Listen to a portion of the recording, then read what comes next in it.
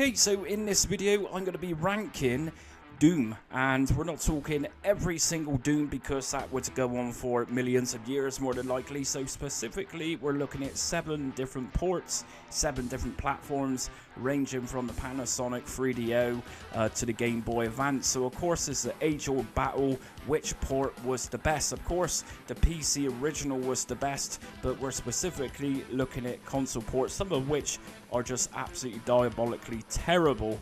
So anyways, without further ado, this is my rankings of the Doom ports. Enjoy. Okay, so first up on my list we have got Doom for the 3DO. So this one was released back in 1996, which is quite surprising. I would have thought the 3DO was absolutely dead at that point, but this is personally my worst port of Doom. The frame rate's extremely laggy, and as you can see in the gameplay, there's a tiny little window, so it's not even a full screen.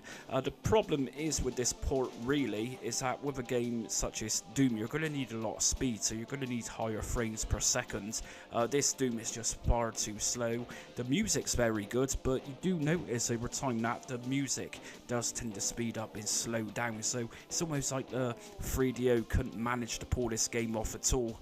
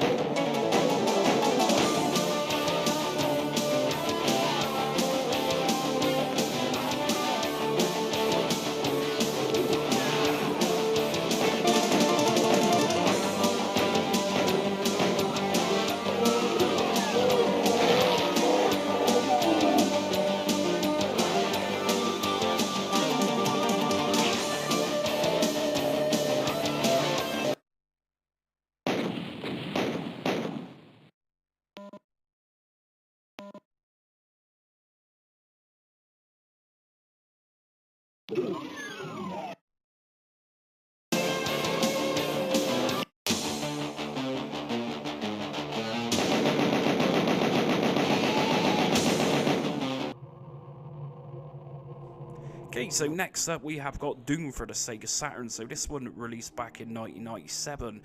The only problem I've actually got with this port of Doom is the lagginess of it. So obviously, like I was saying, in the 3DO version of Doom, it's like a game like Doom really does need speed. So when you're turning, you need absolute precision to shoot enemies, that type of thing. Really interesting feature with the Sega Saturn version of Doom is it's got this ambient music in the background. So rather than using traditional music which you hear in every other Doom port or PC version, the Sega Saturn seems to have an exclusive soundtrack to the first level at least.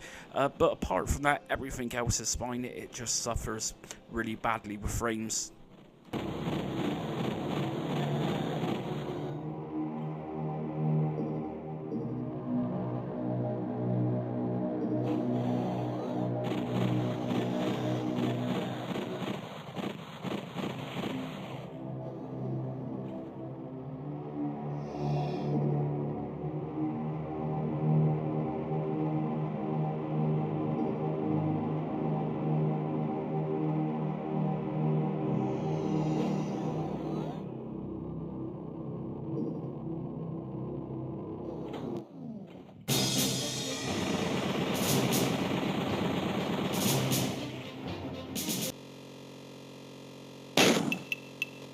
So next up we got Doom for the Game Boy Advance. This one released all the way back in 2001. It's not a bad port. The only thing which lets this down is obviously this was designed for a very small screen, so it's overly pixelated. The really interesting thing with the Game Boy Advance version of Doom is the soundtrack in the background. The music in the background is actually from the second mission on it. Apart from that, I do find controls in the Game Boy Advance version very slippery, almost like you're on ice. Apart from that, it seems quite a mediocre version of Doom.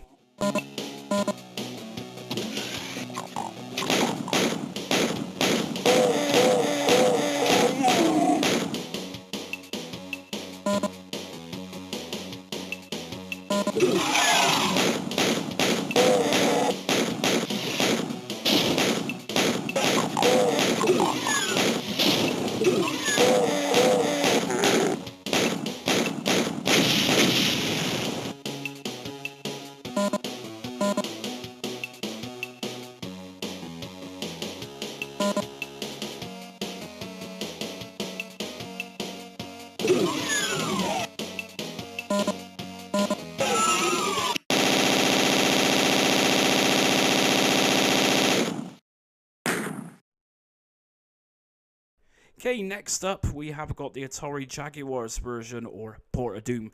This one released back in 1994, and it's a real shame there's no music in the background of this. Obviously, the whole theme, the music for Doom really rocks you on that MIDI sound. I think it's a big part of Doom, the original OG Doom anyway. So frames per second are great in this game. It really runs very smoothly. Like I say, the only issue with this version of Doom is the lack of music. Apart from that, I think I would have rated this one higher. But yeah, it's a very, very good port of Doom, and it's definitely worth checking out.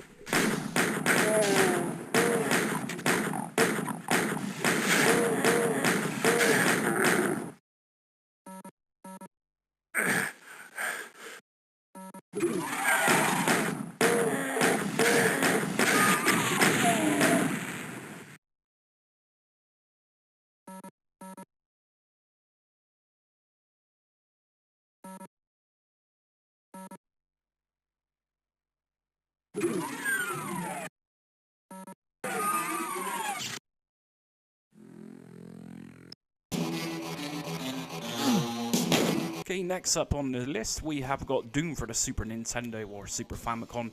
It makes use of Super FX, which is the GSU2 chip, and it's a very nice port for a 16-bit version of this. I was actually blown away by the music. I thought I actually got the wrong version of this, some type of MSU version of Doom for the Super Nintendo, but no, this is how it sounded like originally. Really good sounds in game.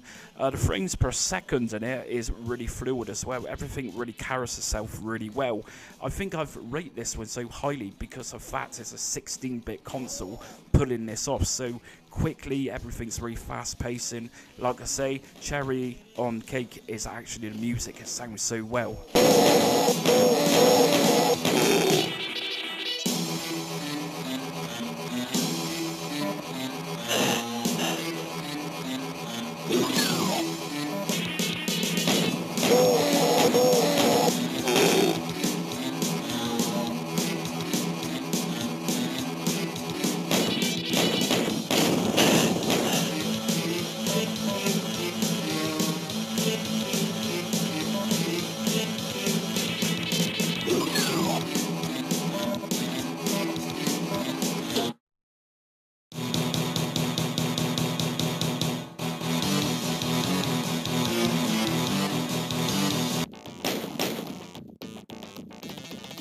Next up on the list we have got Doom for the Sega 32X.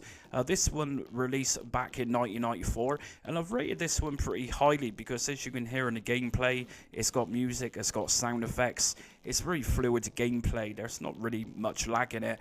The only letdown of this port of Doom is, as you can see in the gameplay, it's not entirely a full screen, but having said that, the gameplay screen is actually better than something like the 3DO. If it wasn't for the smaller screen on this, I'd probably rate it actually higher. Yeah, the music isn't perfect like the Super Nintendo version, but it's still a very faithful console port.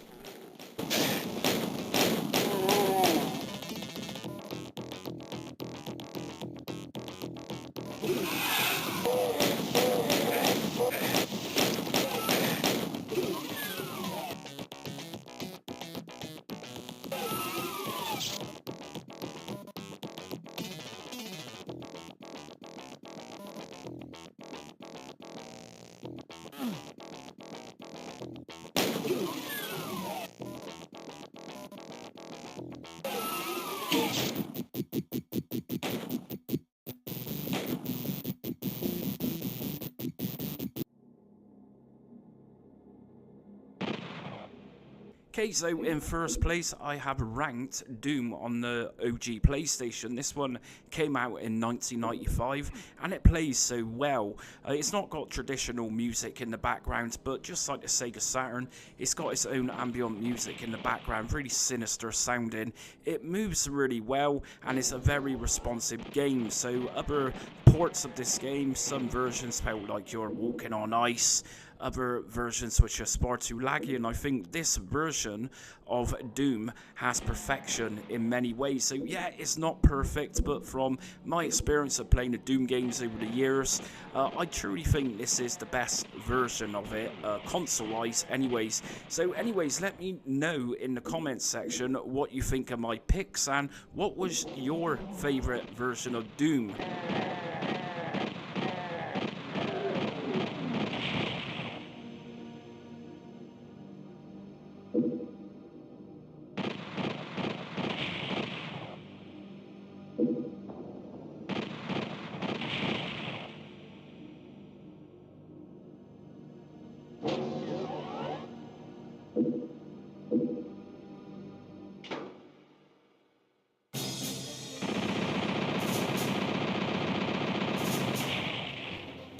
This is Rumour Control, here are the facts. Alien 3 is a strange one in terms of games. It's normally a ritual where big budget, well-loved cult films of the 80s and 90s had extremely bad games of the films. Back to the Future or The Running Man to name a couple. We then got Alien 3, which I remember being overhyped at the time and was everywhere you looked. Sadly for Alien fans, Alien 3 was somewhat of a big letdown due to constant script changes, bad CGI use rather than practical effects, a lack of consistency with the first two films, and the killing off of favourite characters such as Hicks and Newt. A very strange storyline compared to the previous two films, and Ripley herself, who just seems very odd in character compared to anything else the audience once loved her for. Yes, this film wasn't good for several reasons and likely is one of the weakest entries next to Alien Resurrection. So how could a game based on such a bad film be actually good? And how could LJN, notoriously known for awful games, make this possible for many of its versions? Today we are taking a look at every Alien 3 game released for home consoles, portables and microcomputers. I will not be talking about the awesome arcade rail shooter known as Alien 3 The Gun, as this was only an arcade release and was never actually ported to home computers or consoles. I'm going to rank these from worst to best, but as always, if you watch my arcade port series, this is by no means anything official, and all I ask is that you be respectful to my choices.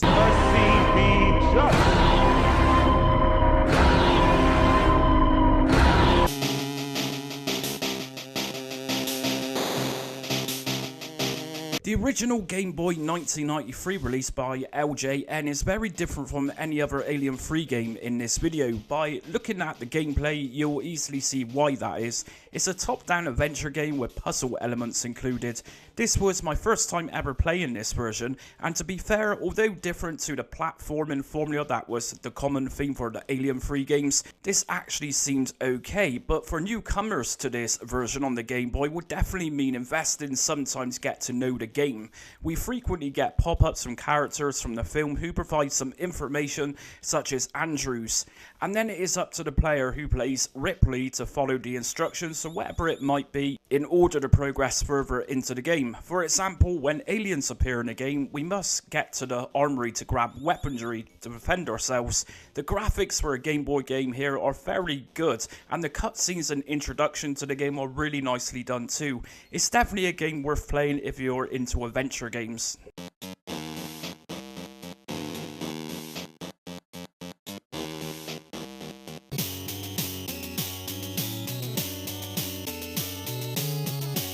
Some will argue that the Nintendo Entertainment System LJN 1993 release isn't great compared with other versions. Personally, I would say it's a mediocre game. For those who hated the difficulty level of most of the Alien 3 games will actually find this version very refreshing. Many versions will not give you enough time to see aliens approaching you and suddenly you're on the floor injured. The NES game provides a more zoomed out look where we can see more of the map, which gives us slightly more time to shoot down aliens as they speed towards us. Some have argued that this is just way too easy, as from the get-go we're equipped with the pulse rifle, grenade launcher, flamethrower and hand grenades. And yes, I can see why some would say it was too easy, and it's also taken away some suspense as well. But it does make the game a little bit more manageable having started the game with all these weapons. Is it a groundbreaking NES game? Well, not really. There are better NES games around in this style without an annoying timer that runs out far too quickly. The music and opening to the game here is actually pretty cool. Like I say, the easier version out of the bunch, not necessarily an awful game, it even controls fairly nicely too.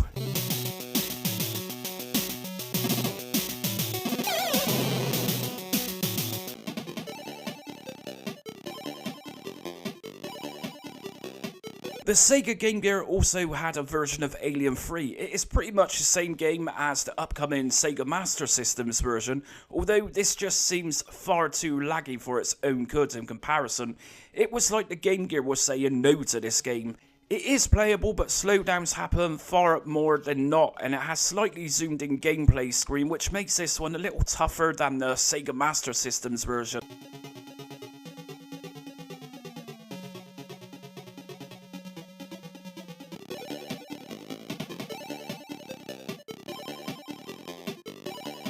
The Sega Master System's 1992 release is actually a pretty good one. Its layout and gameplay is likely the version many of you are familiar with, as it's pretty much a cut down version of the Sega Mega Drive's version. It's leap years ahead of the NES game for sure, and looks pretty good for a Sega Master System game. In fact, I'd likely say it looks better than the average Sega Master System game, visually speaking. The music is also great here, which is an 8-bit version of the Mega Drive's game. Its use of colours are pretty good here, with some very fast sprites being used. I particularly like how aliens explode here. Okay, so it's not green acid exploding, but this brings its own charm. It's nice to control in possibly one of the easier versions of the game, where constantly looking at the timer and worrying how many hostages remain doesn't seem to cause much of a sweat when playing it. It also has some nice introduction animations to the game, and overall a really nice presentation that the developers look like they put some extra work in to make this Master System game a really good one.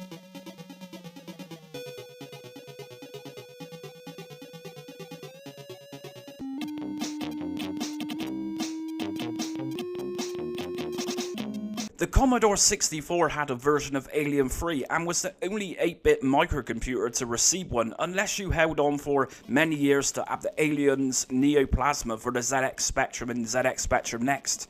Virgin Games released this one back in 1993 for Europe, and really it was a late release for Commodore 64, at which point most kids had moved on to higher spec computers or consoles such as the Commodore Amiga or the Super NES.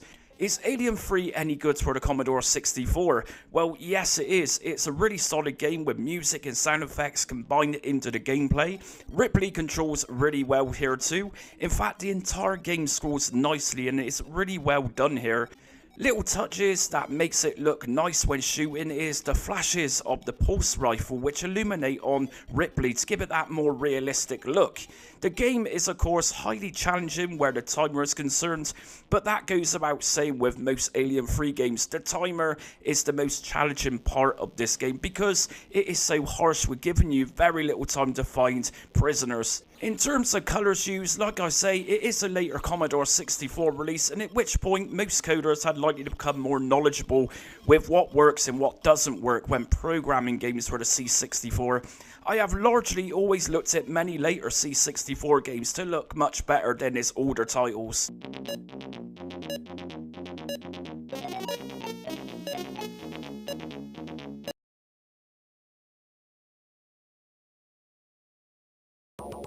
Commodore Amiga fans would have rejoiced with this 1992 Virgin Interactive release.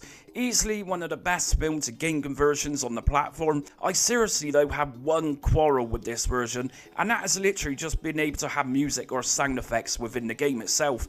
Aside from that, like I say, a really solid game for this 16-bit home computer. The Atari ST didn't have to compete with this one either, as it didn't have Alien 3 at all.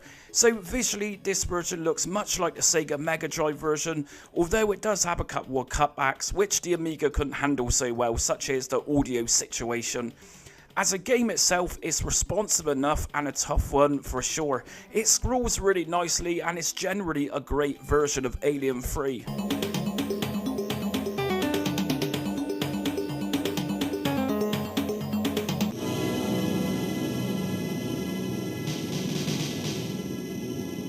The Super Nintendo's version has much more of a cinematic approach compared to everything else here. A superb and fairly lengthy introduction here, which gives you a full explanation and storyline of Ripley's crash landing on the prison planet.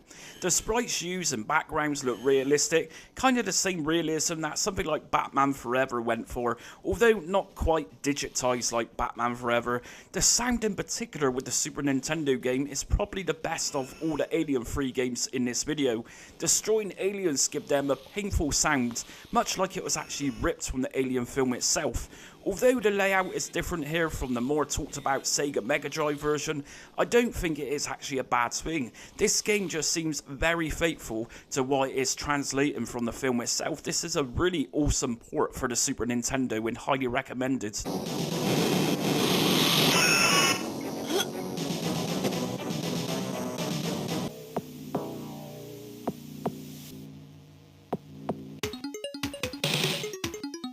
This is the version I would play most of back in the day, and I still do on and off if I'm honest. A neighbour of mine in the early 1990s that my brother and I would randomly name as Trouble used to play this version on her Mega Drive too. So it's much like the Commodore Amiga game, although much more refined and features music as well as sound effects. It's definitely the best version of Alien 3, and damn, it's a tough one with that timer ticking away ready to kill you off. As I have mentioned a few times in this video, this is the version that most referred to with the Alien 3 game because it's very likely the best of the all versions, which is why I put this one in first place here. The colours used are nice and bright, but not too overly colourful where it makes the game look cartoon-like. Controls on this are extremely tight, and the sense of panic with this version is very real. Once you run low on ammo and you still have prisoners to rescue with swarms of aliens hanging around, this version truly gives you that dreaded fear where at any moment you will die. And that's it for my ranking the Alien 3 games today, so let us know in the comments section which version you preferred. Would you like me and much prefer the Sega Mega Drive version, or was you a little bit more sympathetic to the end of the days of the Commodore 64? Anyways, until next video comes along, thanks for watching.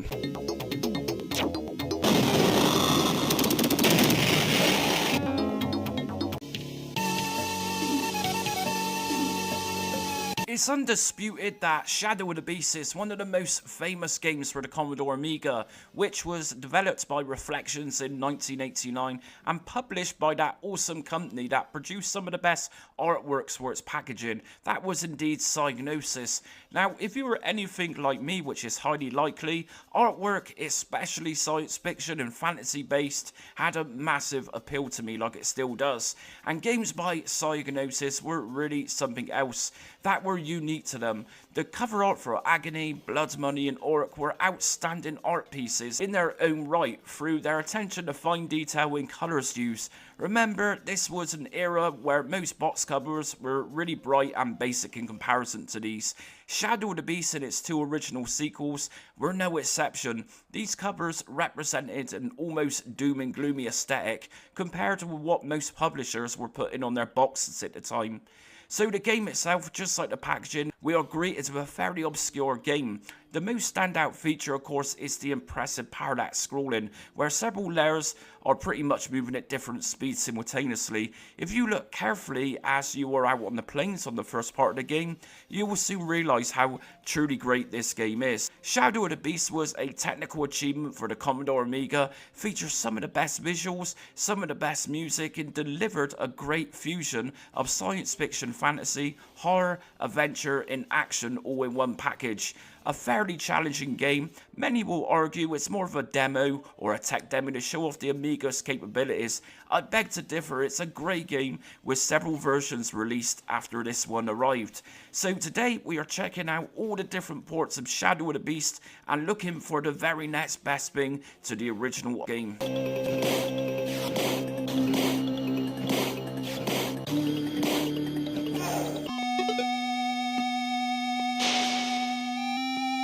Gremlin Graphics published a ZX Spectrum version in 1990. As many of you will know, 8-bit systems had to make many cutbacks from 16-bit systems. Remarkably, the ZX Spectrum version works perfectly. I was honestly expecting it to be very slow, but it handles great. Super smooth gameplay. Now, of course, those most famous features of the Amiga game aren't going to be perfect on the ZX Spectrum. Of course, that's the very impressive parallax scrolling. Now, given the Spectrum its due, as I am running outside on the plains, we can see that the distant background is moving, along with the fences at the front, and the layer which you are running on. Okay, not to the caliber of the Commodore Amiga's version, but this doesn't look bad for what it's being powered on. In terms of music, we have an 8-bit rendition here, and it actually sounds pretty good too, with its combined sound effects of punching and kicking. Now, once we enter the first main part of the game inside the tree, we don't get a 3D scrolling effect here at all, as we have no background imagery, just a static dark light purple background. In terms of sprites, these are actually nicely drawn with Spectrum's version. Once we make it to grab our shooting ability, I was fairly impressed with how the Keeper of the Orb looked while shooting flames from its mouth.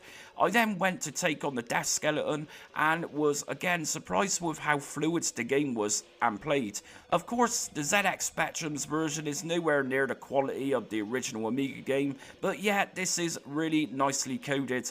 One off-putting thing with this version is the loading. Now, in the UK, cassette tapes were the dominant media at the time, so this couldn't be helped.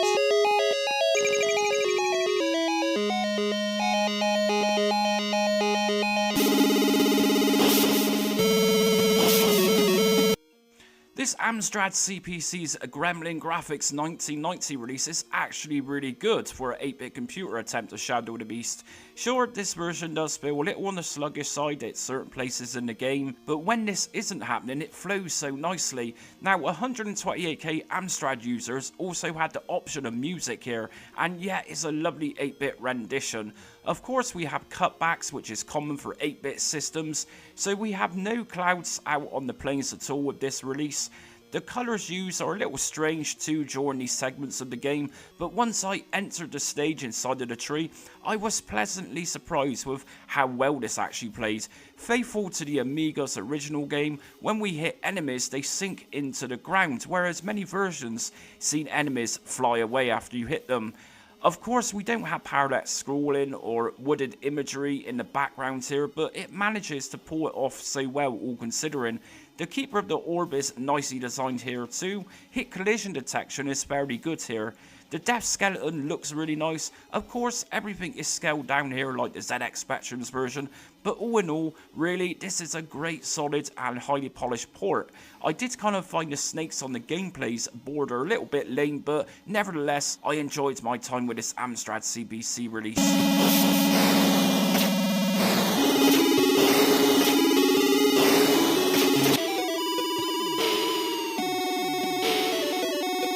The strange thing with the 1991 Tech Magic port of Shadow of the Beast for the Sega Master System is that there is some strange differences compared to the original Amiga game. Firstly, instead of gaining entrance to the tree by just walking inside, this version had me baffled. I pressed up at the door, Beast doesn't enter. I press a couple of key combinations and still nothing. I walk to the left side of the entrance to find a key placed. I can then gain entry. As I am doing this, I also realise that this version has an inventory menu too, where you can hold up to 8 items at a time. Some say this was an enhanced version for the Master System because of features like this. This version also has a beating heart which indicates health. Something else here is that when the beast dies, it's not a case of going straight back to the start of the game. We actually have lives here, which places us back to nearby where we died from. It of course has parallax scrolling, which is okay, but there is much better to come in terms of the famous element which makes Shadow of the Beast so iconic. The music isn't too bad. I got the impression that Tech Magic were attempting to give this version an almost photorealistic look for Beast in an 8-bit console way, that is. One feature I did particularly like here is little bits of narrative in the game and how it names particular enemies and orbs. Overall, not a bad port, just a little bit different to every other version here.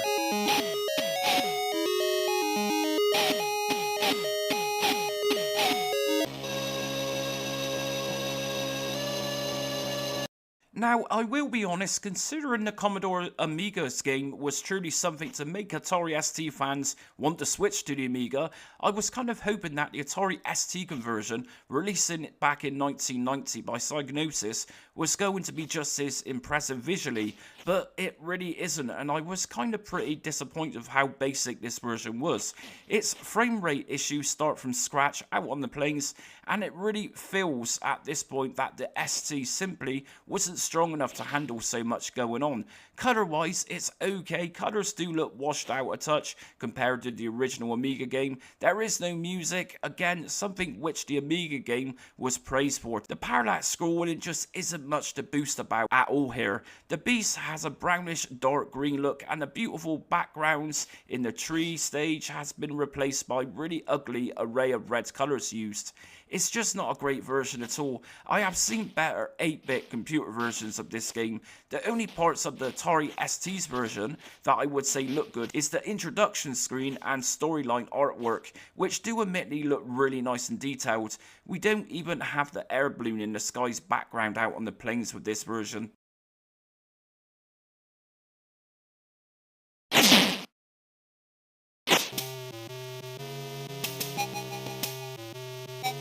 Now, firstly, just like most other versions of Shadow of the Beast, I totally suck at this Atari Lynx 1992 conversion by Atari, as the gameplay will show you. So, is this a good version? It certainly is a great version for sure. Just like the Sega Master System's version, this port is much more different though by adding different things to the game. So let's start then with the all-important parallax scrolling. Yes, this looks pretty amazing on the Atari Lynx. I could easily give the Game Gear a run for its money.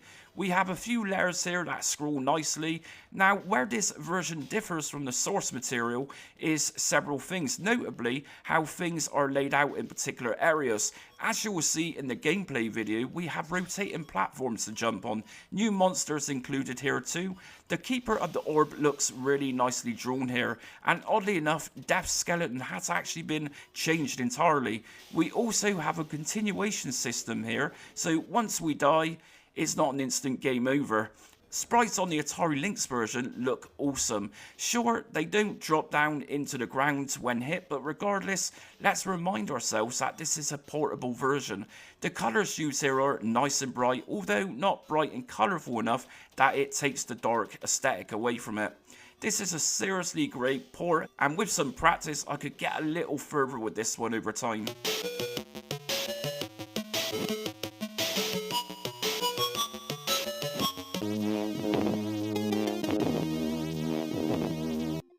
The Commodore 64's 1990 Ocean version is a fairly tough version of this game, although this has many achievements in its own right with its several layers of complex parallax scrolling, all at different speeds, and it looks like a highly polished production for sure.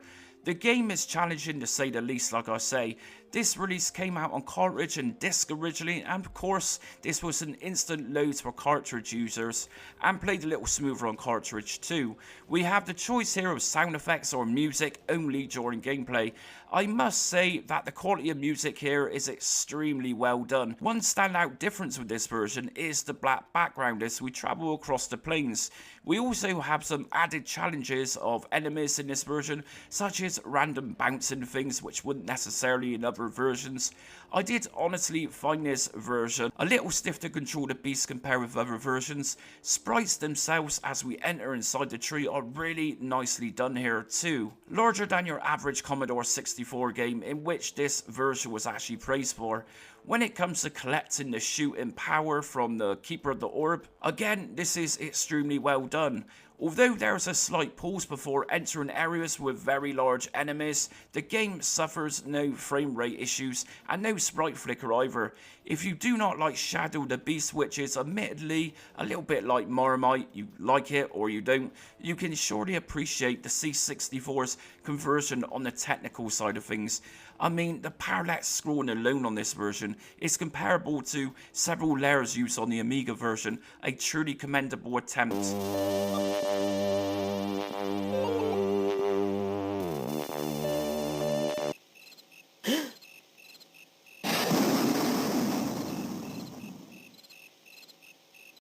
The Japanese market even had a version of Shadow of the Beast. Some will say that this shared assets from the PC Engine CD version, such as art and audio samples.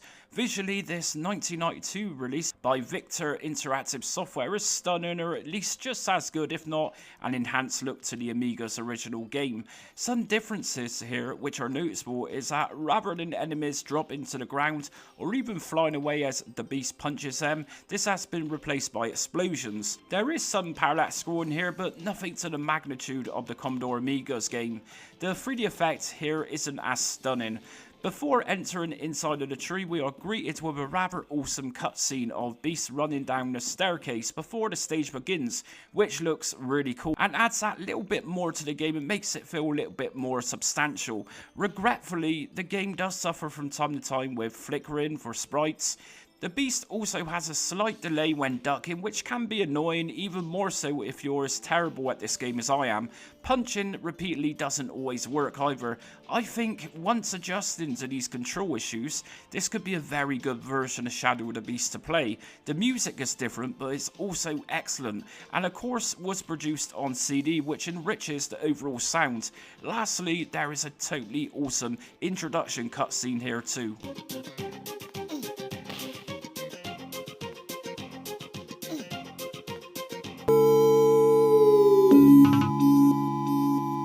The Sega Mega Drive's 1991 Electronic Arts port is fantastic. Let's talk about parallax scrolling firstly. This version, just like Amiga's game, has several layers moving independently here, and the colours used outside on the planes are really nicely done too. But the turquoise colour complements everything so well here and really makes those scrolling clouds pop out at you. We also have the air balloon here in the sky's distance, which also moves too.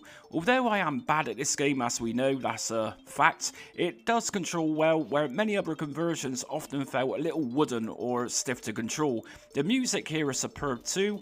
We have an almost medieval sound to it, which adds to the intrigue of Shadow of the Beast. For those like myself who prefers it when enemies sink into the ground, then that doesn't happen with this version. I do think it's the case of not having enough space whilst coding it potentially, but perhaps EA just wanted to make it look a little more modern, who knows. The trees in the background look awesome here too, no sprite flicker and no slowdowns. This version is known to be a particular tough one though.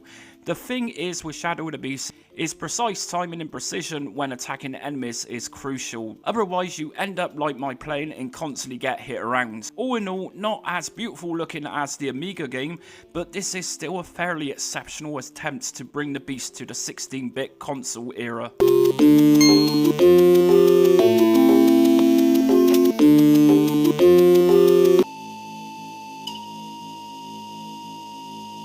For those of you who wasn't aware, the Super NES was due to have its own version of the game, which was actually going to be called Super Shadow of the Beast, and this was known around 1992 as it was talked about during the summer CES convention. Sadly though, the game never materialised, and somebody leaked a prototype of it back in 1993. The game was being produced by a company by the name of IGS. The gameplay is smooth enough and is pretty much a modern version of a game which was a few years old at this point. It's pretty much a standard thing to say, but this is actually another fairly challenging version of Shadow of the Beast. It wasn't to be a straightforward conversion, as this one does differ with particular elements. Of course, this was only a prototype, so for what this was going to become if it released and had a final version is anybody's guess.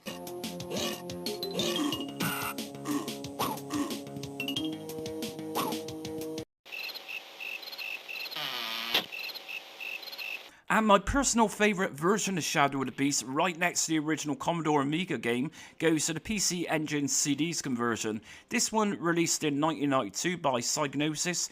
Now the strange thing is that although this contains cutscenes much like the FM Towns version, these on this platform aren't as great as the FM Towns version. However, the gameplay most certainly is, as well as the general look of it, with its use of colours and superb CD quality sound, with great music production and sound effects here which really pop out at you when you're punching things. Many versions of the game featured a very unfair challenge with pretty much everything out to deplete life from you. It's kind of like this version took away those bits and pieces and presented the player with a much more fairer challenge. is extremely responsive to play, and dare I say it, more responsive than the Mega Drive's version. Oh, that's going to be controversial. Standout features here include the lovely bright flames that light up caves, and the eyes in the background which pop out and then disappear. Sprites here are nicely done, and larger enemies are absolutely incredible. The PC Engine CD had a very smooth version of this game. Of course, I will favour Amiga with the Ultimate version, but right next to it, I would happily say that this was the next best thing to it. Of course, we had a remake of Shadow of the Beast during the PlayStation 4 era, which was also very good, but also too modern looking for this video. And that's it for ranking the various different ports of Shadow of the Beast. So, which version did you grow up on? As you can see in this video, there wasn't particularly a really awful version of this, not really compared with some ports of games on different platforms. So anyways, which version did you play growing up? Let us know in the comments, because I always like to hear people's own stories on it. Would you have personally ranked the PC Engine CD version in first place, or would you have given it to the Sega Mega Drive or Sega Genesis? Anyways, until next video comes, thanks for watching.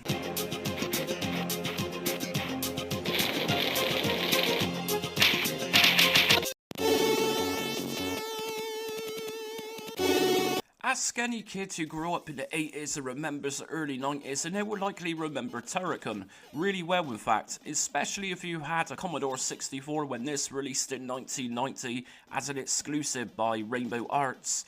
This running gun game was so popular that several different platforms soon had it ported afterwards. I have always associated Turrican with home computers rather than consoles, because here, at least in the UK, I don't actually ever recall seeing it on sale for consoles. Being a Commodore fanboy, Turrican is of course often talked about, being it on Facebook Commodore groups, or at least remembered so fondly by so many people. Turrican was one of those games on C64 that was, and still likely is, the best running gun game from that era. Of course, we have seen some awesome modern C64 games emerge post-Commodore era of 1994, such as the awesome game Running Gun, but nothing has captured the same feeling that 1990 gave us with Turrican. It's an impressive release for sure. It was praised for its technical achievements as well as mind-blowing with graphics itself and its speed. It's flagship games like this on the Commodore 64 which truly showed off its capabilities. I suppose a little like the Amiga was for Shadow of the Beast, which I did a comparison video for just the other day. If for any reason you were not familiar with the game, it has been considered to be in the style of Metroid to some extent. The game itself isn't considered to be a linear one, which was another big deal in its day. We can go where we want and find plenty of secrets in this game. Its storyline is purely science fiction, but I won't go into that, but let's just say we just shoot robots and see some really cool weaponry too, with a weather system that changes. Anyways, is there a better version than the original? Today we are checking out every port of Turrican and ranking from worst to best. I will note here that the Sega Mega Drive game Mega Turrican will not be included, as this was actually a sequel.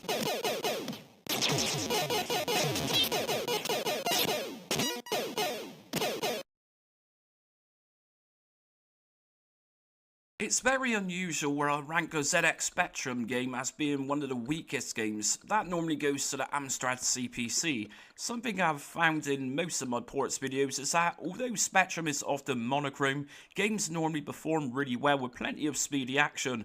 I'm afraid I didn't feel this with the Turrican Spectrum game.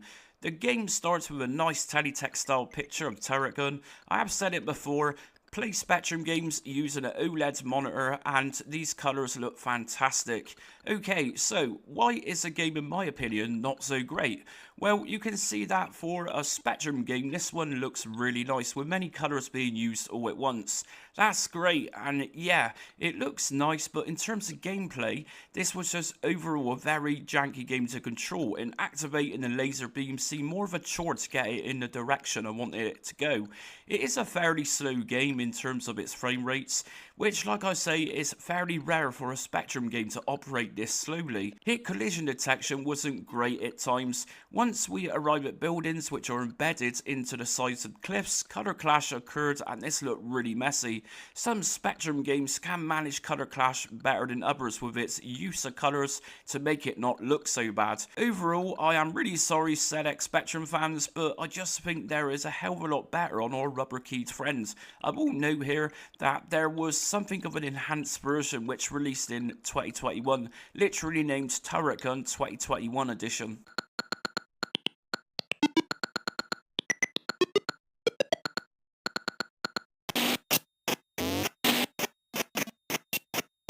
Up next we have the Amstrad CPC release, which arrived in 1990 by Rainbow Arts. Now just like any other Mode 0 Amstrad game, these often look brilliant, as this mode allows the Amstrad to display up to 16 colours on screen all at once. But this very often leads to slow performance, in some cases much worse than others. Now Turrican for the CPC certainly looks nicer than the C64's version. I think that could be appreciated when I say that. The problem is that the game is very slow rather than the extremely fast-paced original game. I felt that the controls here were very clunky too, and found myself dying more than the Commodore 64's version. The sound effects here are acceptable enough and does the job, but there is better on the CPC. In terms of difficulty levels, like I say, because this game is much slower paced and having those clunky controls just took away the fluid gameplay and just seemed to make it more challenging than it needed to be. I didn't even notice any fades into darkness during this version, and found that sprites here looked different and everything was very much scaled down. Shooting the laser beam also felt a little wooden here. Let me just clarify, I don't think this is an absolutely horrendous version, but it certainly isn't the best of the Turrican ports.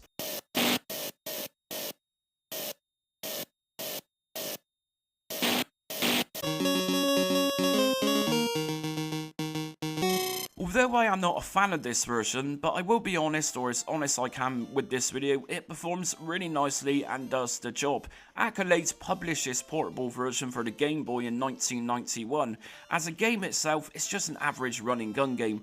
Personally, I would say that Batman was actually better in this. It is pretty dull to look at if we consider other games of this era for the Game Boy, which looked much better than this one, that is. Now, the thing I really disliked with this version was its music. I found this very repetitive and very annoying very quickly. So why did I rank this higher than the Spectrum and Amstrad ports then? Well, simply because of its speed and gameplay. It is fast to play and most likely on par with the C64 original game. A cool feature with this is that we have a continue option at the start menu where we can jump back into the action. Again, just like most versions of Turrican, this one is fairly challenging. I also found that sometimes jumping wasn't too responsive, and the original Turrican game see you jump very high. Overall, a mediocre version of Turrican for the original Game Boy.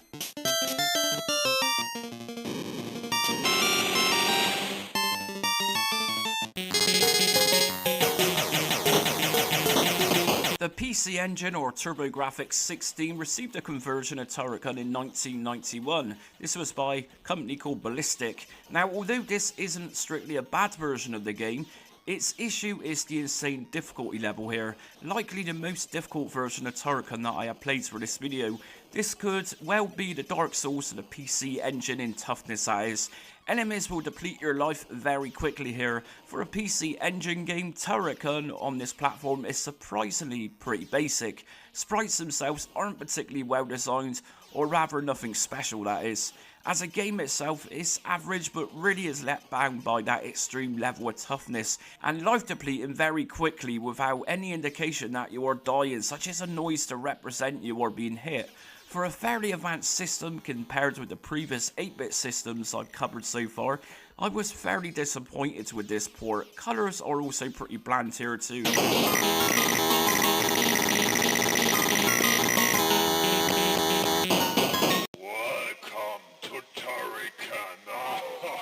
The Atari ST conversion by Rainbow Arts, released in 1990, is a really good one. Of course, we have moved on to the superior platforms at this point, and this actually features music, but much nicer and more tolerable to listen to than the mere Game Boy's version. As random as it sounds, one of the things that impressed me most with this version was when rocks are being thrown down on you and exploding. Call me weird, but I just thought it was nicely done here in particular. This is a fairly impressive ST game. There is little issues here with frame drops, as many ST games that I covered so far in this series do tend to struggle at times. There is a slight drop occasionally, but nothing too significant to even moan about. Something which looks really nice here is when we drop down into the valleys and the change of background happens. It looks quite simply stunning here. The laser beam is really nice to control here too. The game starts with some voice synth welcoming the player to Turrican, and the tiles that unbuild themselves to start the stages is nicely done here too. Not sure if anyone ever noticed between this version and the next version, but the Atari ST's version doesn't feature animated waterfalls. Of course, this is miles ahead of the Commodore 64 game with colour, but that's simply the fact that the Atari ST could output more complex colours than the 8-bit micros could. Overall, one of the best Atari ST conversions I have personally played, and certainly a damn sight better than the shabby Shadow of the Beast port which I covered the other day.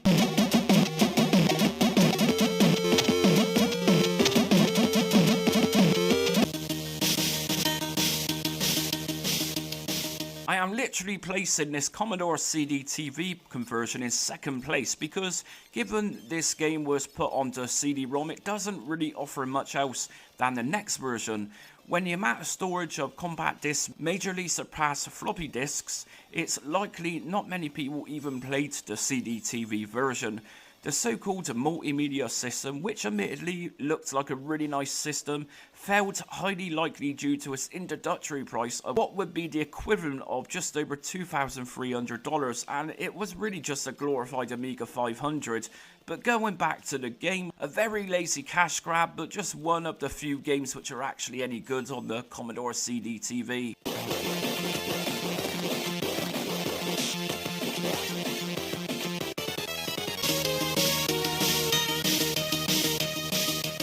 Now, you might notice with most versions in this video, I didn't actually get too far, in some cases not even making it to the robotic hand boss. This was simply because most versions were so damn difficult. The Commodore Amiga port, on the other hand, has a great balanced difficulty level. Let's talk the colours, graphics and presentation then. If you are not familiar with Turrican, I will quite happily say hands down that this version is far superior to any other version, including the Commodore 64's original game. This is quite simply visually stunning. Just after defeating the robotic hand, I go further into the game, which then flashes with lightning strikes in the background. This truly looks stunning, and it's likely the best effect to date that I have seen on an Amiga game. The elements from the ST's version, such as rocks falling from the sky and how the background colours change, this is just done so much nicer here with brighter colours being used. It is silky smooth to play with an excellent control scheme implemented for the laser beam, and the music is just outstanding here. Seriously, if you've never played Turrican, obviously this is my option, and I think it's the best to go for outside of the Commodore 64's game, which I would actually put in second place next to this one. The Amiga version by Rainbow Arts, releasing this in 1990, is quite simply console quality, no doubt about it. A stunning game, even the animated waterfalls look awesome here. And anyways, that's it for ranking the various different ports of Turrican today. Let me know about your memories of playing Turrican back in the day, and which version did you have? It's a game that I seen advertised in Commodore Format magazine at the time, but I never actually owned it. But much later on in life, I learned more about Turrican and I learned to appreciate it. It's a quality game and I totally recommend anyone checking this out who enjoys run and gun games. Anyways, drop us a comment as always, and until next time, thanks for watching.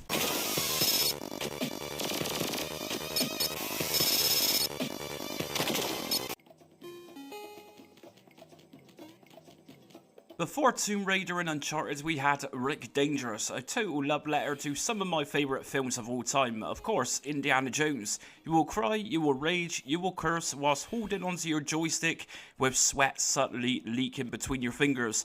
Yes, dear lords, this game is a tough game and has always been infamous for bringing a platforming challenge. Most definitely one of the toughest games around from that era of gaming. The people behind this game was Core Design. It was largely published by Microprose on their Firebird label in the UK, and for America's release this was on the Microplay label, and for the Spanish release this was published by Urbe. Speaking of Tomb Raider, it was Core Design who also developed that game later on, so the team clearly had a love for Indiana Jones and added its own unique twist to things. So as for the ports, I will only discuss the original releases here, released in the late 1980s. Any remasters and fan games will not be included, such as Rick X and the enhanced Amiga game, which is actually what you are watching now in the gameplay. I will mention here though, the Sam Coupe had a conversion in 2021 and the Acon Archimedes also had a 1995 release, which was a fan game. So today we are going through every version of Rick Dangerous and finding the best version of it. You have no fear, although this is a 1980s game and it has Rick in the title, you will find no Rick rolling here, only when we are escaping rolling rocks in the caves.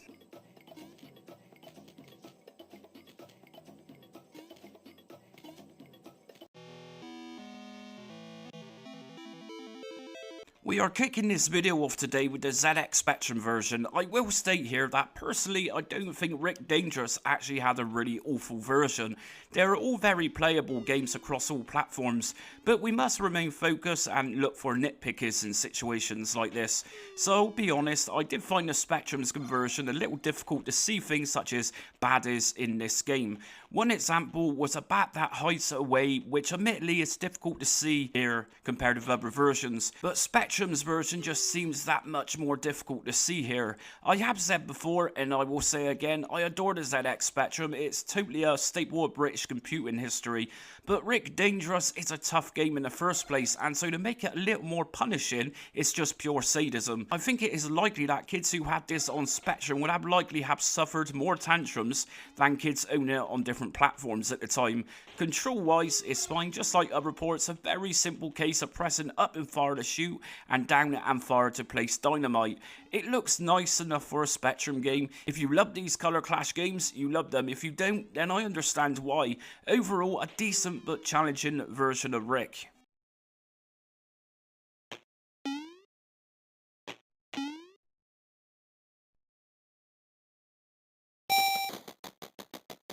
The Amstrad CPC's version is a great version of our indie-inspired adventure. It's clearly a Mode 0 program game and this looks awesome. Those nice and bright, vibrant colours and contrasts really poke out at you with this version.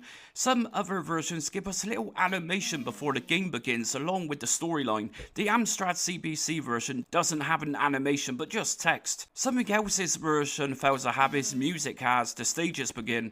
Now remember, Rick Dangerous was pretty much released on several platforms at once, so really the question is, did this actually work without music playing as Rowan Rock is chasing us down the cave, or was it great without music? So, as to be expected, the Amstrad CPC version is an unforgiven death fest version, which doesn't let you off for anything. When a baddie hits you, they truly mean it. So, collision detection is perfect here. Going back to audio, some versions sounds like it has a wah sample when Rick dies. This version doesn't, so again, really a preference. It controls really nicely, and like I say, looks really nice too.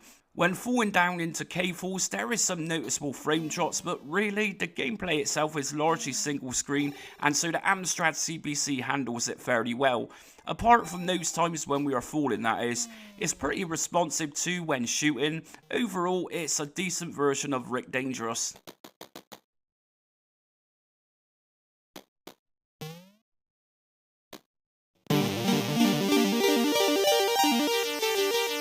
The Commodore 64 could really pull off some great games if left in the right hands. Creatures, Limbo's Quest, Mayhem in Monsterland and so many more. Rick Dangerous by Firebirds for this system is a little like one of those games. High quality and something worth knowing that your Commodore 64 was still super cool, even in 1989 when this released. Really, who needed a Commodore Amiga with C64 still being flooded with quality games like this one? So in terms of Rick Dangerous or Commodore 64, this is a great one for sure. It is utilising a SID chip to give us a quality sounding start screen and introduction music, and sounds really fresh and full of life here. It is fairly colourful, but let's be honest, many Commodore 64 games did have that dull colour look. Now don't think I'm criticising the Commodore 64, I am a lifelong fan complete with Commodore tattoo and an owner of an Ultimate 2 cartridge. In fact, I was actually a publisher once. Look up Flimsoft on Google for that. Going back to the game then, the sprite of Rick is really detailed and outlines well too. Enemies on the other hand don't actually look that great. A huge noticeable difference there. In terms of frame rates, this is smooth as silk and is very responsive. The Commodore 64 version even has footstep sounds. Really, what else could you ask for?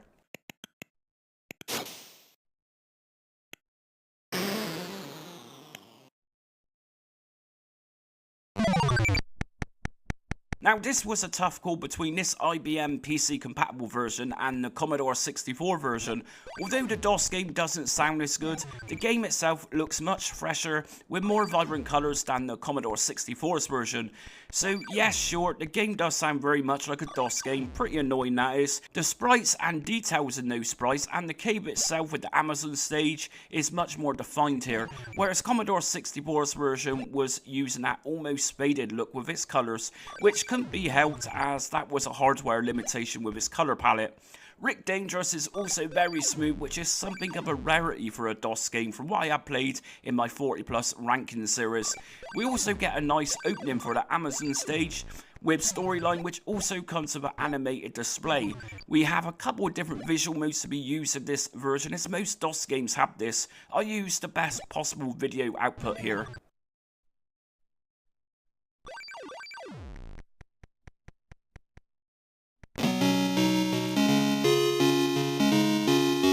It's at this point I was really jumping out my seat when hearing that I had just died with that loud sound effect. For those of you who know the moment of despair with this game, when you hear that noise, it really doesn't matter. It is just, after all, a game. So yes, the Atari ST version is pretty damn good.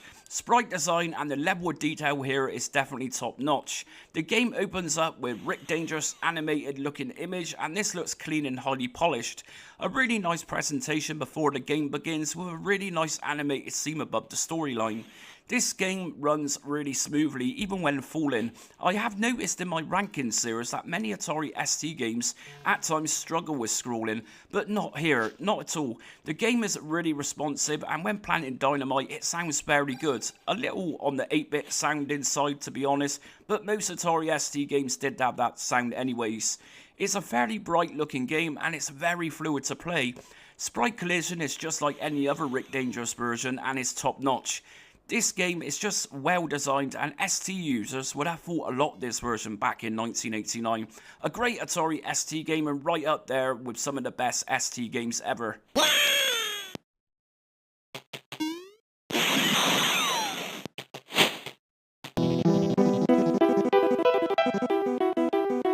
And I'm guessing many of you actually knew this was coming, but here it is. I've ranked the Commodore Amiga's version in first place. So this is virtually the same as the Atari ST's version, only the colours just look a slight darker here, which gives textures a little more definition in places.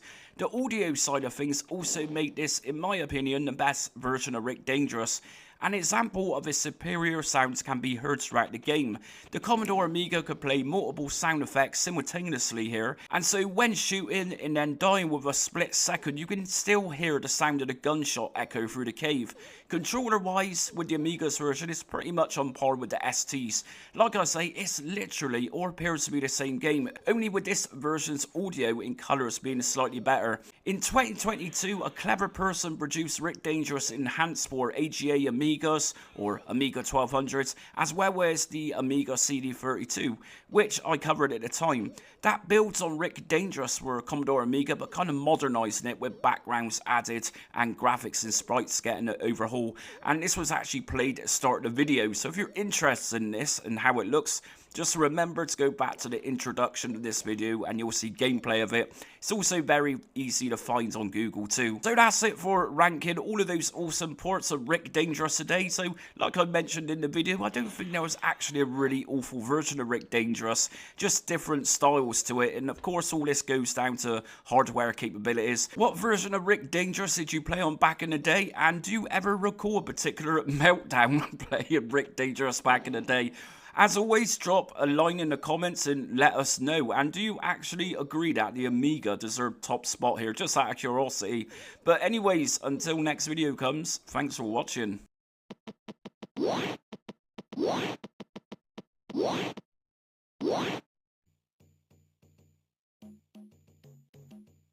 Do you remember the hype around Chuck Rock? It was released on many platforms, but actually started its life for Commodore Amiga and the Atari ST computers back in 1991.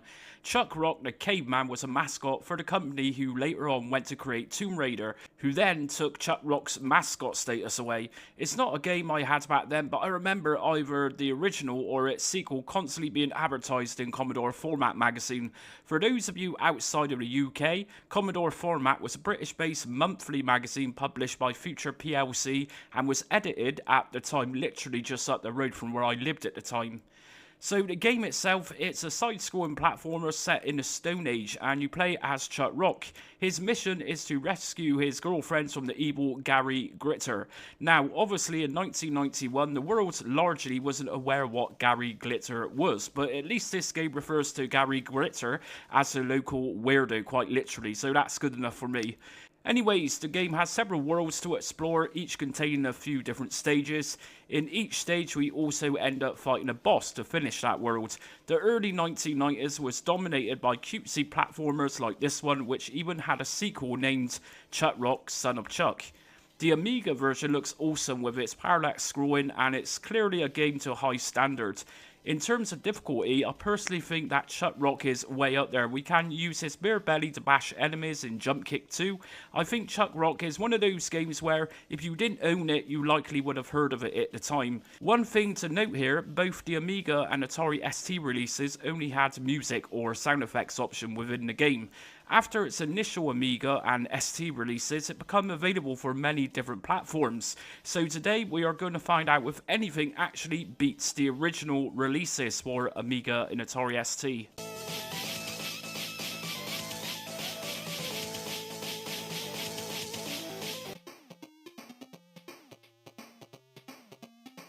Virgin Interactive brought Sega Master System owners Chuck Rock back in 1992. This is, I think, a more cut down version of our prehistoric friend than the next versions offering in this list. Now, firstly, the iconic opening with the bands playing, well, we don't get that here at all. We do get Chuck Rock, who is centralised, which looks pretty bland, to be honest. Chuck Rock in this version is the equivalent of Dick Van Dyke from Mary Poppins. He can quite literally generate an entire band by himself.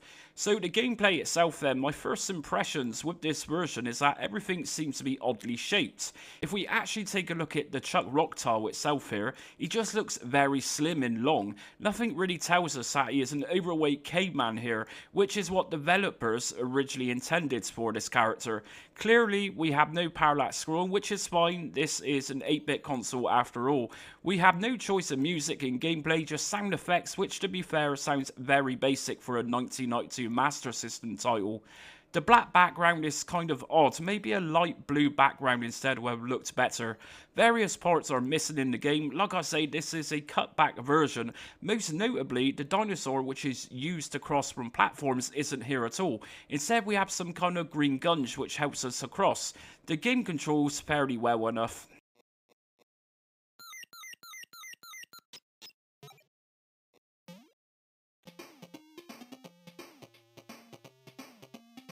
So, Chuck Rock for the Sega Game Gear is virtually the same as the Sega Master System's version, only this one is on a small screen obviously. The Sega Game Gear's version just felt a little nicer to play and kind of looked nicer too in some ways. Sadly, just like the Master System's version, this version can be a little annoying in terms of attacking. We need to be very close to enemies in order to attack them by belly bouncing them.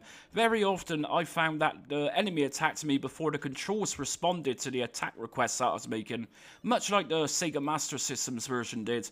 Again, we also have black backdrops for every stage here, just like the Master System's version did also. No music here either. Virgin also released this one back in 1992.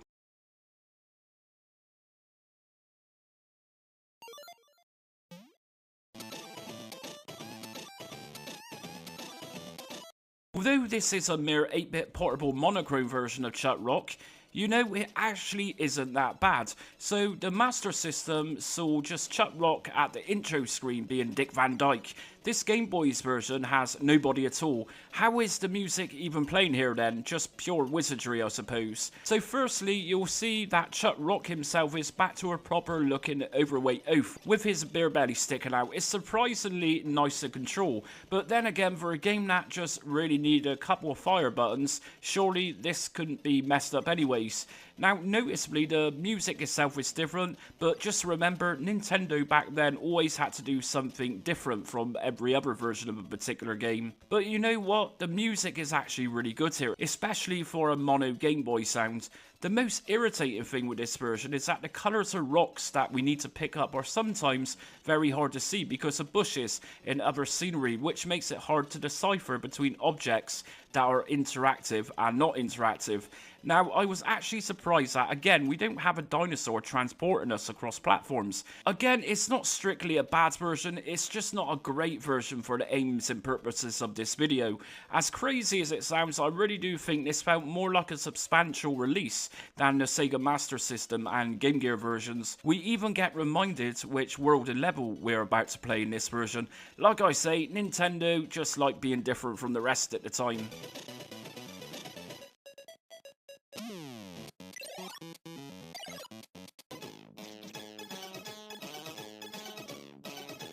Commodore 64's 1992 port of Chuck Rock was brought to us by a small publisher named Genius. I might have butchered that. If you have ever played the horizontal scrolling shooter Catalypse for the C64, it's by the same people. So the game itself, this is a fairly polished C64 game with controls that do the job well. The game opens up with the title screen of the prehistoric band playing the tune, and must say it's not too bad, but the Commodore 64 could actually sound better in this. Once we get into the game, we don't get a choice of music, just sound effects, and I must say that for a 1992 C64 game, the sound effects sound pretty bad here. Very basic in fact. It's fairly faithful to the original releases on the ST and the Amiga, but obviously things have been cut back here, such as the parallax scrolling that the Amiga version featured, and we don't have those vibrant colours either. It's a quality looking game for an 8-bit conversion, but it's just let down by having no music if anything, and those terrible sound effects. One thing that sticks out is the dinosaur that you ride on to get across from platform to platform. These look fairly bad here, fairly pixelated. I am pretty sure that as a kid, Codemasters games like DJ Puff meant a lot to me, and I could see myself being very happy with this game back then. One weird thing about this version is that the platforms seem impossible to jump on. The first instance was when I chucked a rock to jump onto another platform. Chuck Rock literally could not make the jump, so I had to throw another rock on top of the one already thrown just to jump to the next platform.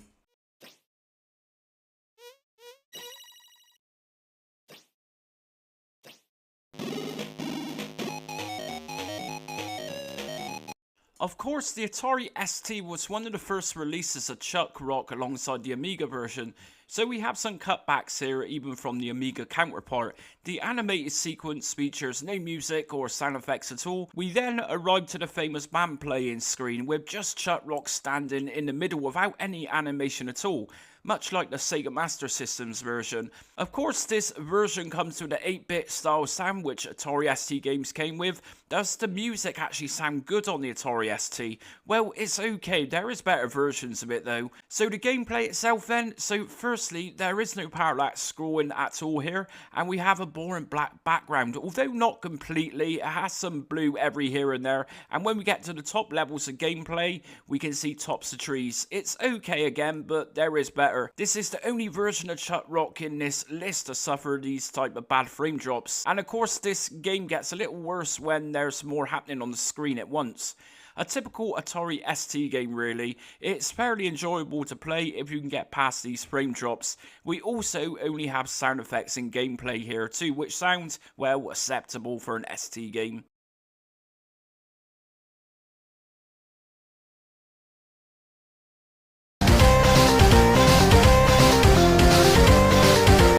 The Acorn Archimedes also received a version of the game back in 1994. This was released by Chrysalis. Now, of course, at this point, cutesy games like this were becoming old news to some degree, with the rise of 3D games arriving in full swing with systems such as the upcoming PlayStation. There isn't actually much wrong with this release at all. It features an awesome introduction band screen, which is on par with the Amiga's original version, and the music is pretty good here too. We get no music within the game, only sound effects, but to be fair, these are really nicely done in comparison with the Atari ST's version. It even features speech samples, so it sounds. The gameplay is very smooth here too. The visuals are on par with the Amiga's version. It's a really nice version of this game.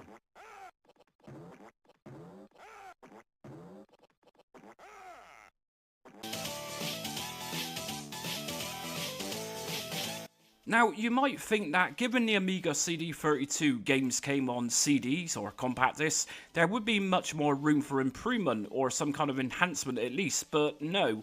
No, what you get here is the same game that was on the Amiga. We don't even have an option here for sound effects and music combined. Quite literally, this is the same game. Now, ridiculously, the price tag for a game on CD would have cost more than a floppy disk release in its day. It's pretty obvious why the Amiga CD32 was Commodore's last system before going out of business in 1994. Of course, it is widely argued amongst ex-Commodore employees that Commodore as a business was just badly managed. Anyone remember the C64 GS or CD-TV?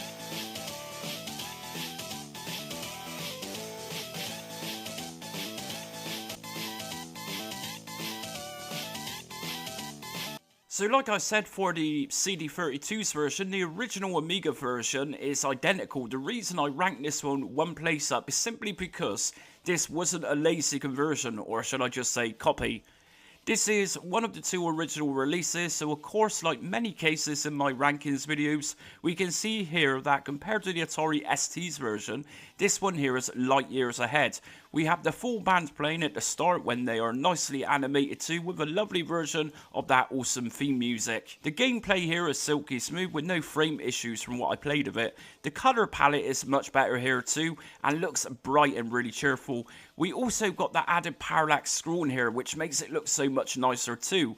We can have music or just sound effects here during gameplay, which is a little annoying, but this was the case for many Amiga games. I chose music and it plays the music from the band playing the introduction. It then fades out for a few seconds and starts again. Is it a great version then? I mean, there is still better versions of Chuck Rock's come in this video, but easily better than the Atari ST's version in more than just one way.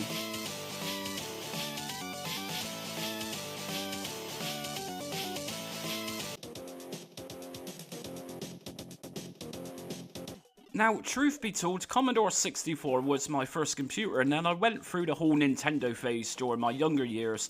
I love bright colours on platform games, and that's partly why I loved my SNES when I had one for Christmas back in 1994. I had in mind that the SNES version of Chuck Rock might be better than the next version, but no, I was kind of wrong. Now, this version felt ridiculously fast-paced compared with other versions I played. Through this alone, I had already got the mindset of how this game should be moving. This was out of the norm for sure. This was actually a disappointment. Not only was it faster, but it also lacked an animated introduction. Bear in mind, this is more than a capable 16-bit console. I mean, even the CD32 gave us one of these, and the Amiga. So we get the Chuck Rock in playing instruments, admittedly. This is all presented really well, with the title of the game zooming in and then zoom back out after pressing start button. What I wasn't expecting was to be taken straight into the game itself, which is strange. Many console games had a couple of options to choose from at least. Yes, the colours look great, but I'm not really confident they are actually as good as the next version in this list. I did feel that collision detection wasn't right here either. Of course, we need to be fairly close to enemies in this game, and the issue here was either latency issues or sprite collision detection issues. Yes, we do have music here which is a little different from others, and sound effects, but nothing really groundbreaking, mediocre at best. Sony ImageSoft released this one back in 1992.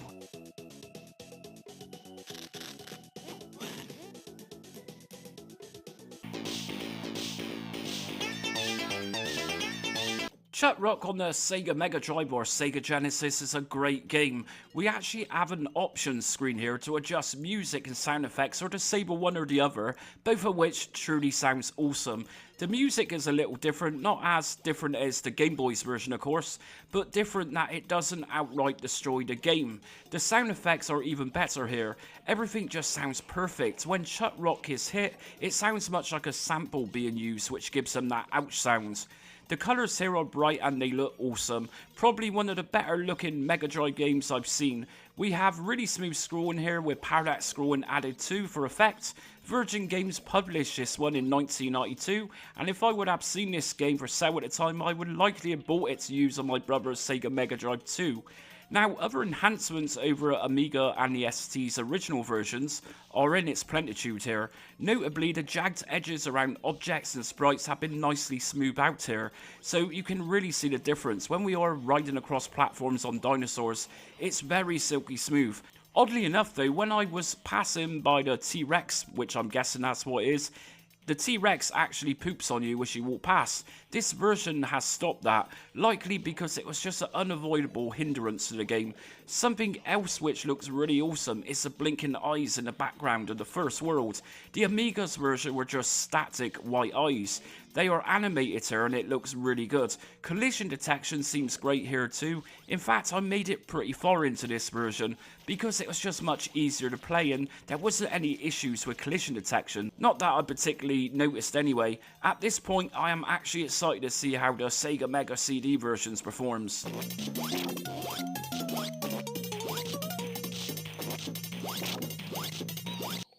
A shadowy figure is lurking in the bushes outside.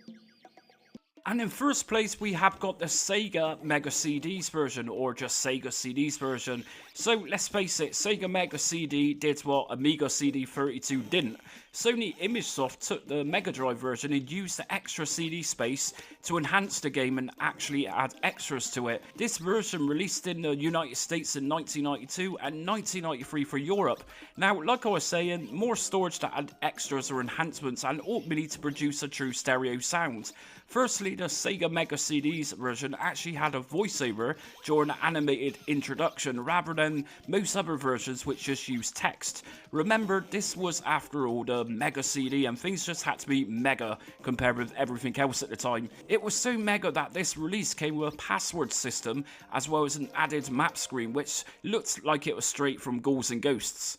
Of course, we got added levels here, longer levels, even new enemy sprites included. Although the colours, in my opinion, aren't as bright as the Sega Mega Drive's release, this is a serious upgrade. Like I said, the lazy CD32 version, if that's what you want to call it, literally did nothing to improve on it. Whereas here we have above and beyond situation. I do think the Sega CD version was a little more difficult, but as many of you are aware, I put a lot of hours into making these videos, so it could have just been tiredness. And that's it for ranking every version of Chuck Rock today. So which version did you have? Which version would you like to have? As always, give us a reply in the comments. It's always fascinating to hear people's experience. And of course, a game like Chuck Rock is pretty much largely forgotten about nowadays, but if like me, you'll likely remember the hype around both of these games in its day. But anyways, I look forward to hearing people's experiences and your memories of Chuck Rock. Anyways, until next time, thanks for watching.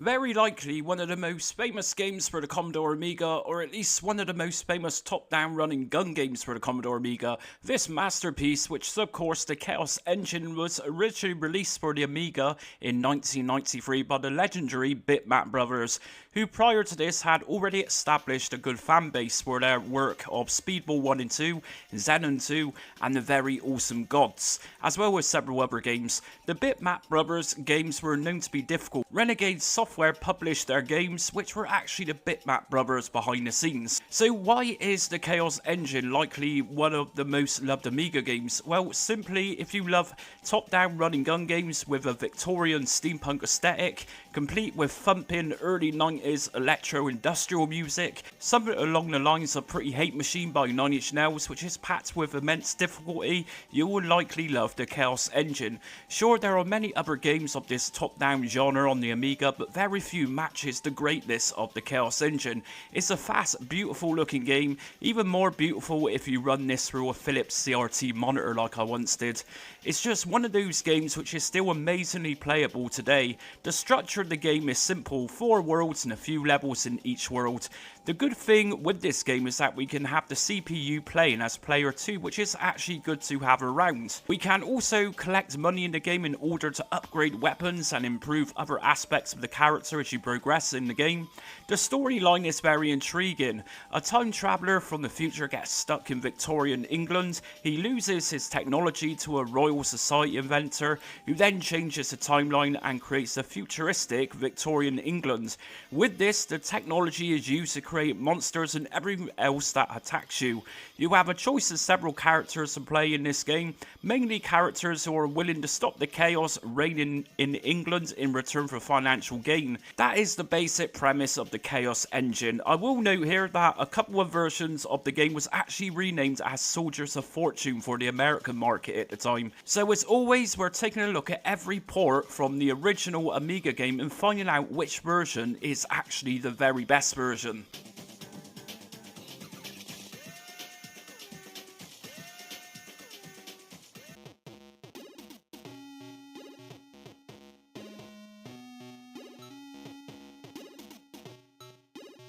First up then, we have got the Atari ST's conversion of the Chaos Engine. So firstly, to play the game you would have need at least 1 meg of RAM upgrade to play, or an STE model, Atari ST. So firstly, you will notice that this is actually a nicely detailed game. Although the colour palette is a little on the dull side, there is a few things missing here though. Obviously we have a lack of in-game music with this version, so you can no longer bop away while shooting hordes of monsters. On the contrary to the original Amiga release, we are also missing sampled speech when collecting particular items in the game, which was down to hardware limitations. The sound effects which are included do sound a little dated for this game compared to other versions of it. It has been argued that the Atari ST version is one of the easiest around to play, so if you fancy having less of a challenge, then this is for you. One of the annoyances here is that it just doesn't flow as well as the source material itself. It is slower and does tend to be choppy with low frame rates compared to other versions in this list. Overall, I definitely wouldn't say the ST port is a bad game, it's just that much better versions of the game were available.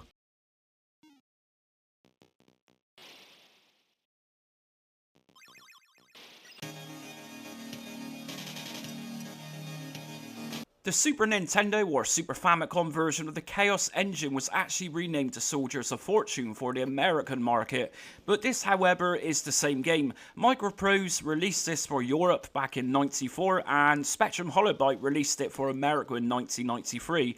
Now you will notice that something looks different here compared to the Amiga's version. I couldn't place why it was, it's actually the HUD which is different here. The original game had it placed on the bottom complete with imagery of the characters you was playing as, whereas the Super Nintendo or Famicom has actually got this at the top, and the layout is very different too. Although if this is the version you have played, then I suppose this all looks normal to you. So what can I say, it's a fairly good port. We have voice samples here and the colours used are really nice here too, which are complemented with fairly nice sprite designs. I particularly liked the introduction screen with the dinosaur laid out on the floor. This really looked awesome. Now personally, I was not a big fan of the music at all with this conversion. I felt it was actually more of a downgrade from the Amiga's version. The reason this is because the SNES had less audio memory than the Amiga, so this was the compromise here. The game plays fairly well, although I did actually experience some frame drops from time to time here, nothing too significant though. Something else I actually thought looked really impressive with this version is when I let a bomb explode once I bumped into it, the screen flash, and that looked really awesome. The computer's Player 2 AI was pretty good here, but generally though, this was a fairly tough version of the game.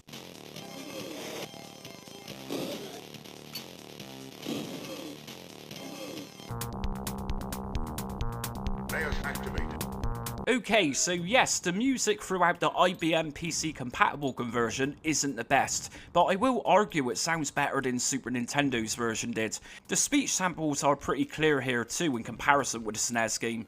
The game scrolls fairly good with a little less lag than the other two versions in this video so far. Colours used here aren't too bright but not too dull either. Overall, a fairly good version with nicely detailed sprites, just seriously let down by the slow paced music. Special power, special power.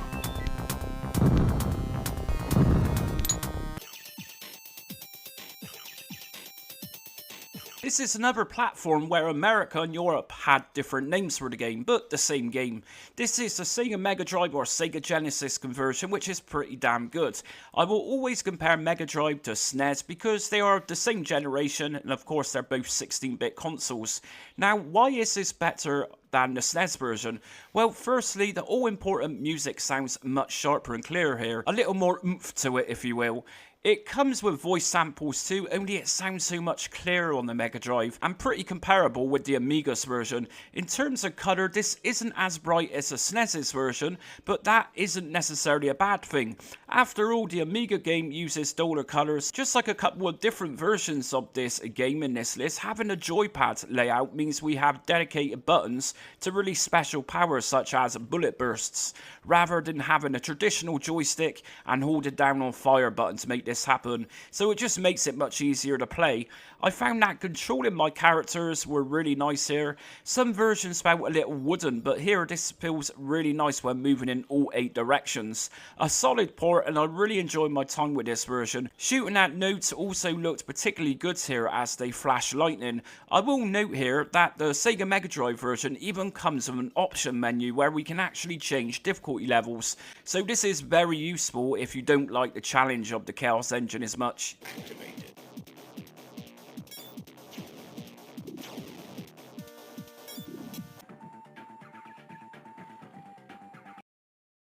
Now, sadly, I cannot get the in-game sound to work with this Acorn Archimedes 2000 released by Arcomp. I can assure you though that the in-game music is very good here. You can hear the quality of music just by the startup screen alone. This is likely on par with the Commodore Amiga's original version.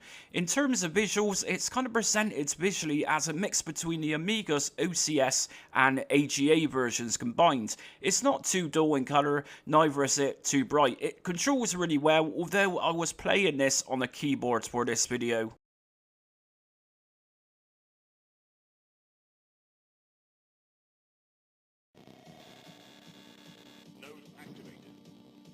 Next up, we have the original version of the Chaos Engine for the Amiga OCS and ECS, or the Amiga 500 and 600 computers, where this legendary game started its life. As can be expected, and through its legendary status, this is a good sturdy game that gave Amiga games an almost new standard in terms of presentation and design.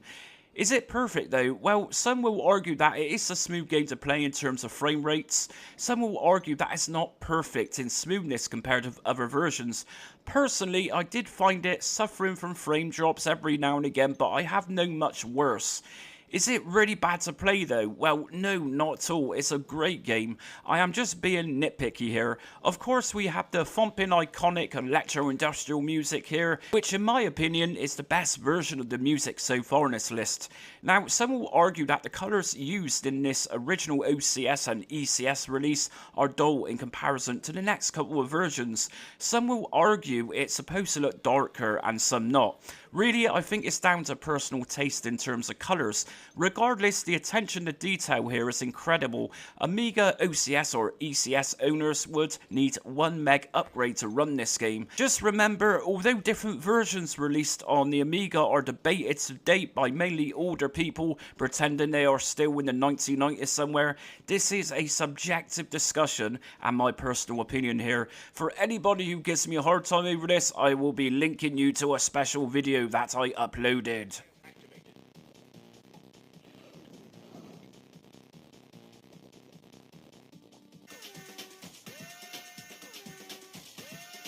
Now again, this is a controversial one. As I mentioned in the original OCS and ECS release, I personally find the Amiga AGA version nicer to look at.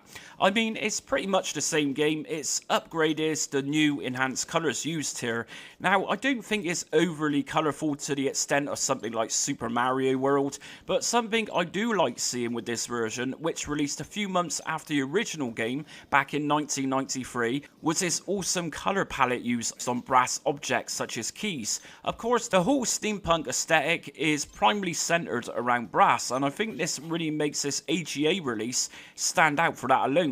Something else which really stood out for me was the bugs, which here look awesome in an almost metallic blue looking colour, whereas the original release looked fairly washed out with these. Some will argue that the AGA release was nothing more than a gimmick, whereas there were specific games designs for Amiga AGA computers such as the awesome shoot 'em up Banshee. I just felt that this looked better in many ways. Even the nodes as they flash lightning after activating them looked nicer and more colours used. The whole use of more colours being used seemed to make things look more defined too. In terms of the original look, I can see why fans would prefer that look over this version.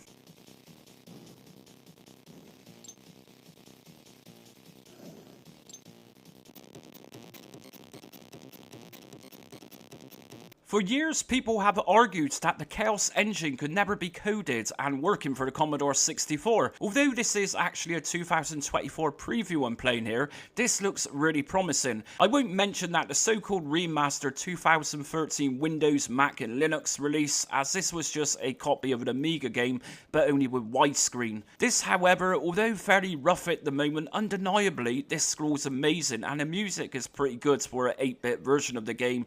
AI for Player 2 is well off at the moment, but remember this is just a preview release, and so certain things aren't going to be perfect here.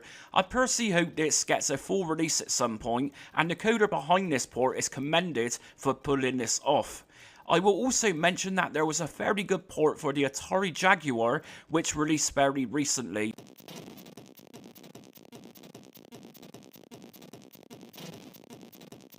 Sometime in the last century, an experimenter in time and in first place, my personal favourite version is actually the Amiga CD32's 1994 release. So, although introduction music and weapon upgrade screens have different music, it's not overly that bad as some might say it is. Of course, the game itself and how it looks is pretty much the same as the Amiga's AGA version. There are a few things which make this version better. Firstly, it's undeniable that the music in-game is superior. After all, this was released on Compact Disc, and we actually have more clarity with sound here. It all sounds majorly enhanced. For example, as I'm playing through the first world or the English countryside, I can hear birds tweeting in the background, which is another audio layer, combined with the electro-industrial music. It really adds an extra piece to the game itself. The speech samples also sound much clearer here too. I found this version also fairly smooth to play compared with everything else here in this list. There was very little frame drop issues here too.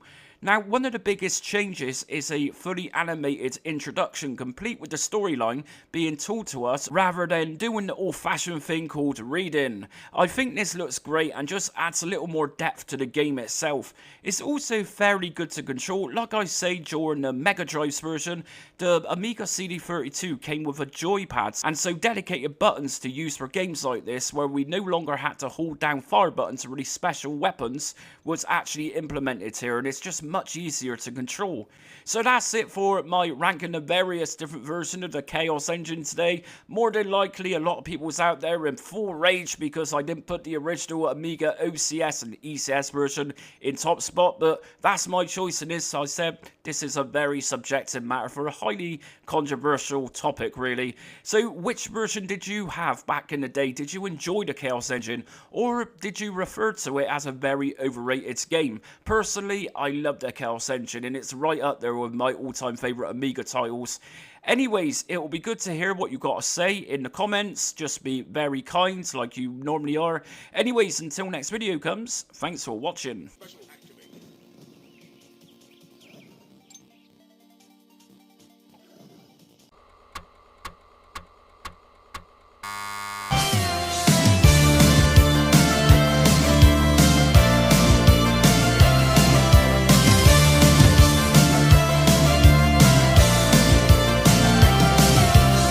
Do you love the idea of emulating games from yesteryear on your modern day computer or portable device? Maybe you hate the thought of loading times of your favourite games and prefer to watch commentary videos or anything else retro related. Just Jamie Retro Realm is the ultimate channel for anybody who loves games from the golden age of arcade to home microcomputers, as well as the console generations. From the 1970s to the 2000s, then this channel will have something that you'll love, including themed video series, as well as beginner's guides from standalone emulators to more complex front-end emulation system guides. This channel even supports and showcases modern day games for retro platforms, or more commonly known as homebrew games, as well as offering reviews for physical hardware. Just Jamie will absolutely have something for any preference, and the video uploads are also very frequent too. So if you want a retro gaming channel which appreciates everything from the Sinclair ZX80 to the modern day era arcade games, and love the idea of discovering new games from yesteryear,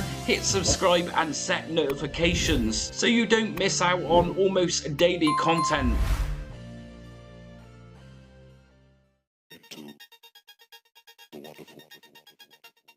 After releasing yesterday's ranking the various versions of the Chaos Engine video, I thought I'd do another one of my personal favourite Bitmap Brothers games, so this is Gods. This game released back in 1991 and was also released by Bitmap Brothers using their own Renegade software label. Originally, Gods was released for both Amiga and the Atari ST.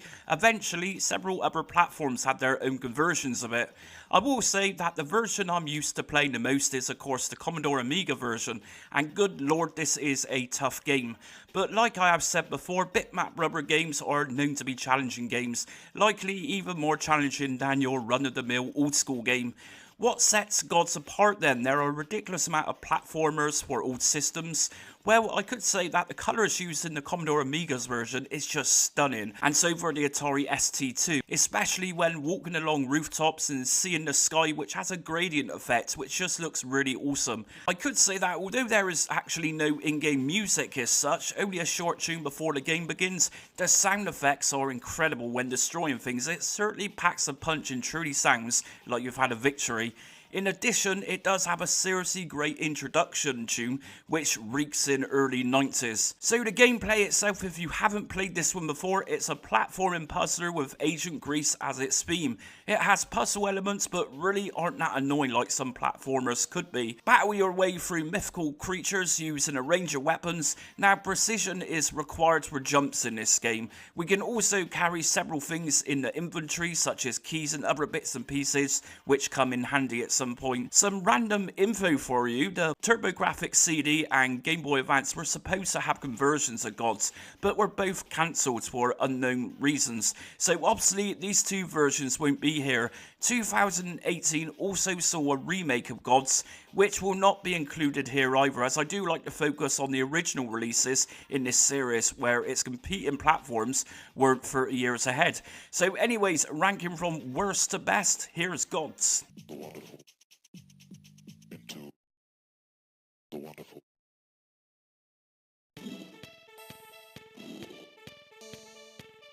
Traditionally or originally, Gods was a fairly slow-paced game which allowed players more time to do things such as slowly walk to edges of platforms to make precise jumps. Otherwise, we'd fall and either lose a life or die entirely. The Super Nintendo or Super Famicom releases totally ignores the point of Gods and goes all guns blazing.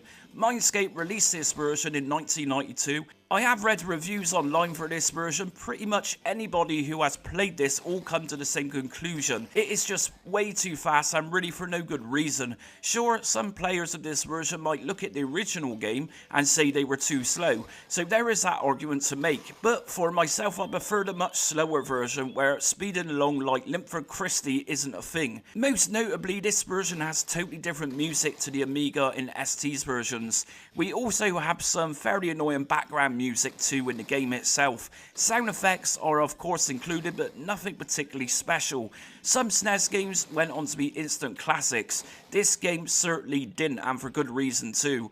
Even those nice gradient backdrops from the source material have been replaced here with buildings in the backgrounds. It's just very messy. There is a possibility that the speed was purposely coded like this so kids wouldn't get bored. Who knows? I will say on a positive note that the parallax scrolling looks really good here.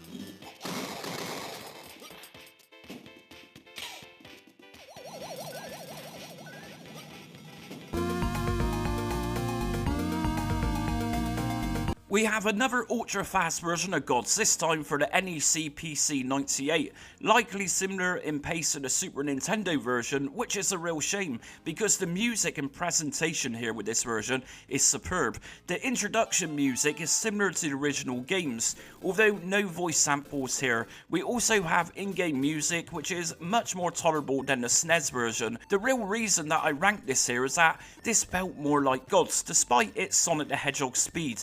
The introduction video is in Japanese text, but we have an almost sexualized character being animated. Very bizarre stuff.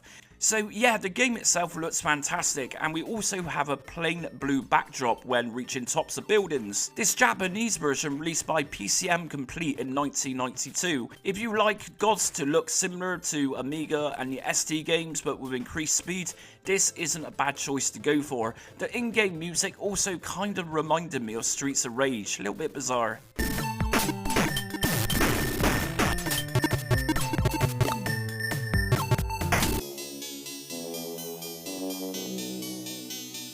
A slight upgrade from the SNES and PC98 versions, the Mega Drive or Sega Genesis version actually comes with an options menu, which is interesting because yesterday's Chaos Engine video, it turned out that the Sega Mega Drive also had an options menu there too compared with other versions. The options menu lets you enable or disable hints during gameplay, so as computer veterans of this game will realise, this 1992 Mindscape release is also on the fast-paced side, but nowhere near as the infamous SNES version was. This was actually a little more enjoyable to play because of that. Now, just like the SNES version, we have an animated introduction here, which is, to be fair, very nice on both of these platforms. The colour palette here is slightly toned down from the SNES version too, and honestly, it doesn't look that bad. My gripe with this version is purely down to the pace being much too fast in the computer versions, and the music and sound effects which are totally different from the computer versions. Again, we also have in-game music here, which is a little bit better than the SNES offering, but still equally annoying and just doesn't resemble much of the Agent Grease sound. Mega Drive is also, in my opinion, kills the gorgeous backdrops again to be replaced with buildings. Controller wise, this is pretty nice to control and pretty responsive. I also found that jumping off ladders was easier here too. Just like the SNES version, we also have a HUD with this release where we can see the inventory without having to press the fire button to access it. Something else I notice is a bizarre sound when killing flying creatures.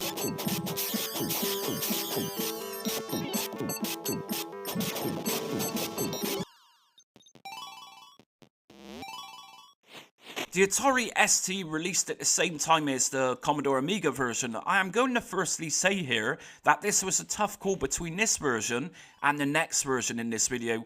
Reasoning being is that this version felt a little more fast-paced. Yes, you heard me correctly, fast-paced. Now, as Gods is a slowly paced game on the Amiga versions too, it was an easier task to get this running fairly well on the ST.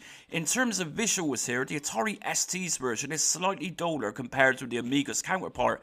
Now, that isn't to say this isn't an acceptable version by any means. It looks highly polished, and of course, with talent like the Bitmap brothers working on this game, why wouldn't it be?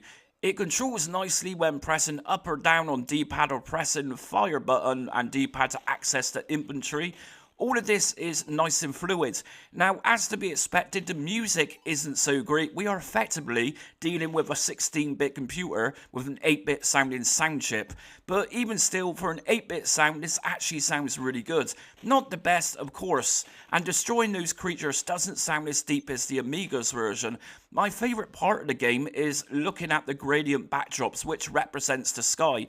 This isn't as merged as the Amiga's version here, but still looks good, even if it does look liney in comparison. Overall, a really good game on the ST despite a couple of cutbacks.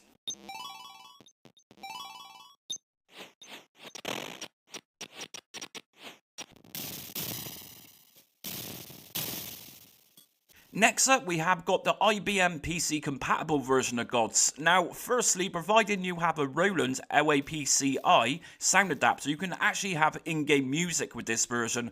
Although I didn't enable this, as to be fair, I hate the music in the console versions, and I have no doubt this will be any better. I think Gods is just better as a game of sound effects. This released in 1991 from Renegade themselves, so visually the game looks pretty much identical to the Atari ST's version. And we do have the added option for music in-game, of course, which, as we know, I decided not to. However, we do get a more sturdy and quality sounding introduction with that 90s beat going. Now, as we know, the Atari ST's 8-bit sounding version would likely be no match to everything else in this list. Although the sound effects aren't brilliant with this release, they are certainly an upgrade from the Atari ST's version. Hit collision detection is absolutely spot on here. I actually found this version slightly harder than the average version of Gods. Controlling the character in this game was also very good.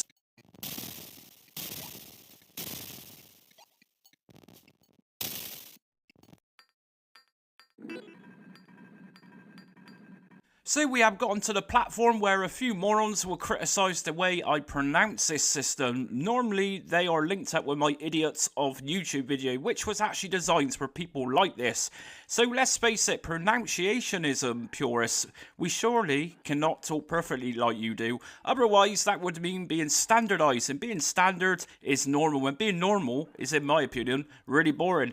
Anyways, the point is I can actually say Archimedes, there I did it, and the reason I say Archimedes is that I'm reading from a script, and the way it's spelled, it just naturally comes out as Archimedes. But anyways, for those concerned about the way I pronounce certain things, I just did it. There, I've done it. Archimedes, whatever. So anyways, back to the video. We have the Archimedes version. See what I did there? Now, this is almost on par with the next version. It looks like the Amiga version for sure. Sound effects aren't quite as beefed up as the Amiga's game, but are fairly good compared to the ST's tinny sound. One feature which is taken away is that the whole sky situation is not got the background buildings, of course, it's actually a plain blue backdrop here, which I personally think looks much better than the console versions. I don't know, I just think having buildings in the background just makes the game look really messy. Anyways, this is a really nice game to control too, and the pace of the game is on par with the Amiga in ST versions.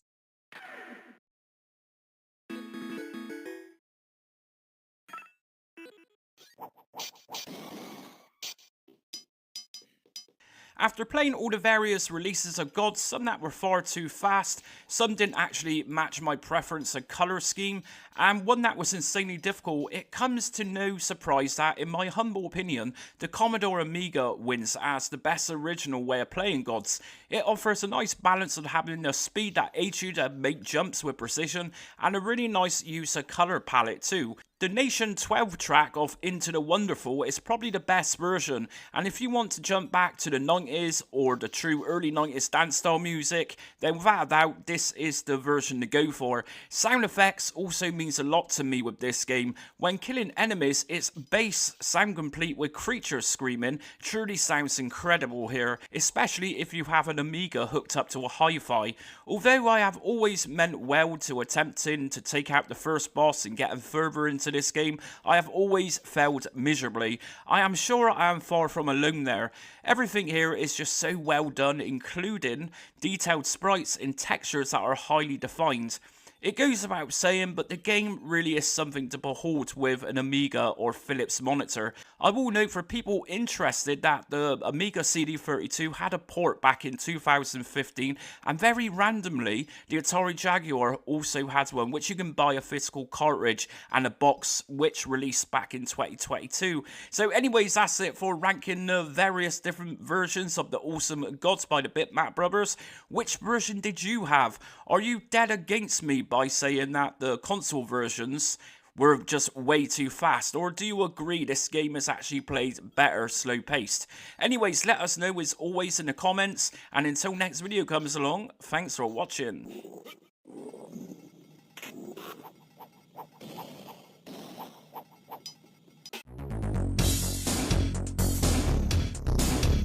A little while back during my arcade port series, I uploaded every home conversion of the very awesome side-scroll shoot-em-up that was Silkworm.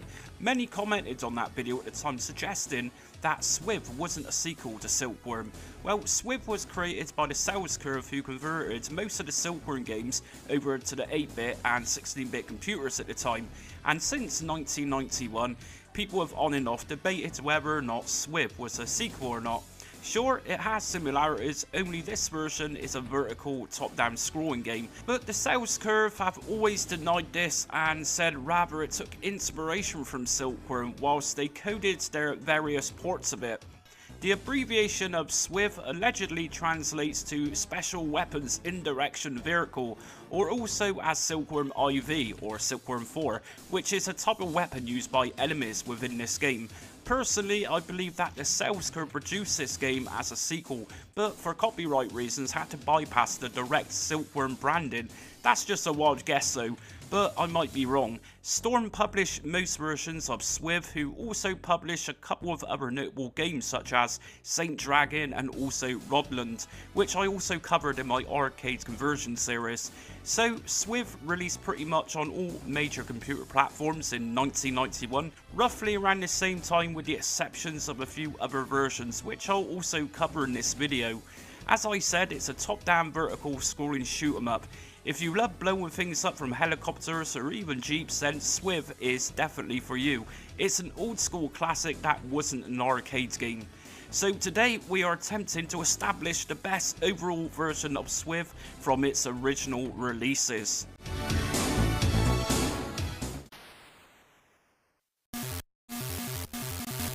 I will start the ranking of SWIV with the MSX version. Now, I will say here that I don't particularly think that SWIV is a bad game on any platform. Some are just much slower than others, and some, just like this one, are presented in monochrome. This particular version of the game just looks like a cheap direct port of another particular system in this list, but that's a theory and that's not a fact. It is fairly slow, but for an MSX game it scrolls at an acceptable rate here. The sound effects here are fairly dull, and there came a point where I actually felt some of the sounds kind of reminded me of Atari 2600 games. The game can be a little less responsive to control than most other versions at times.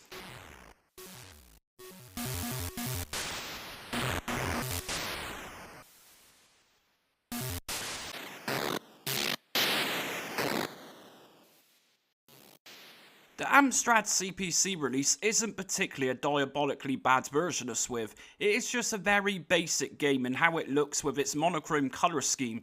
It's also a fairly slow going game, not as slow as the MSX version, and at times I was left waiting for helicopters and other enemies to shoot at. There wasn't much consistency here with waves of enemies to attack.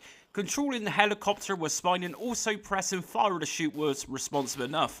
The Amstrad version looks much like a ZX Spectrum game, likely ported directly from the ZX Spectrum, but that is a wild guess and that's not a fact. Enemy turrets that come at the floor have no sound, they just appeared, which just seemed a little boring to me. By the time I made it to the Goose helicopter or mini boss, I just got bored of playing this version. It just wasn't very exciting to play like other versions of SWIV. I would say that destroying enemies with the smashing sounds weren't too bad here. Games like this literally made it pointless in owning an Amstrad colour monitor back in the day, although some games for the Amstrad which were programmed with the Mode 0 often looked fantastic and made great use of the premium colour screen as opposed to the monochrome green screen.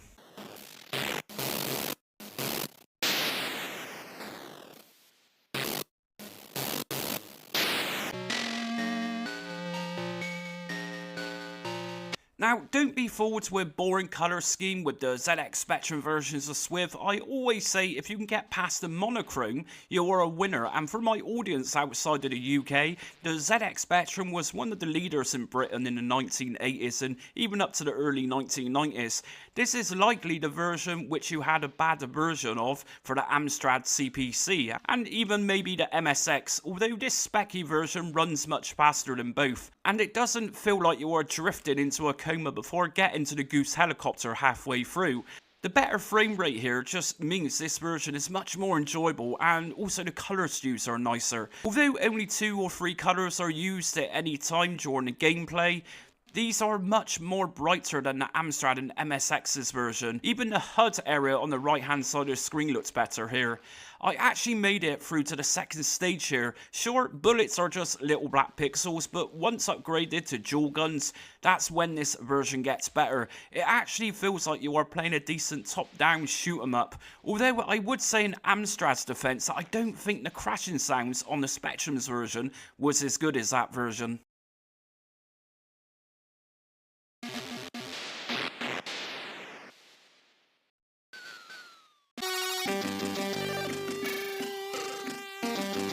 What can I say? Commodore 64 literally won the war of the 8-bit computers, with regard to SWIV that is. This is also the hardest version due to its improved speed and faster travelling bullets being fired at you. We have sprites here that weren't in the Amstrad or Spectrum's versions. Sprites that blow up instead of fragments flying your way. We have invincibility pickups here, and the Goose copter, who you battle through midway, actually feels more exciting to take on. The attack patterns of the Goose is a little bit more substantial here, as when it breaks down into a smaller version, it just relentlessly fires at you, offering you more of a challenge. We have a typically awesome introduction theme for the game using the might of the incredible SID chip, and we have solid vertical scrolling action. Now, in comparison to the other 8-bit versions, sure, the sprites are much smaller with the Commodore 64 release, but for this, we have a bigger gameplay area and isn't overcrowded with larger sprites. We have plenty of room to maneuver, and of course this is in full colour too, which is a bonus and helps us decipher between bullets and scenery details. From the start of the game, it feels like there is some oomph in your weapon that you are firing. Forget a small pixel which represents bullets, we have true firepower here in good old 8-bit style.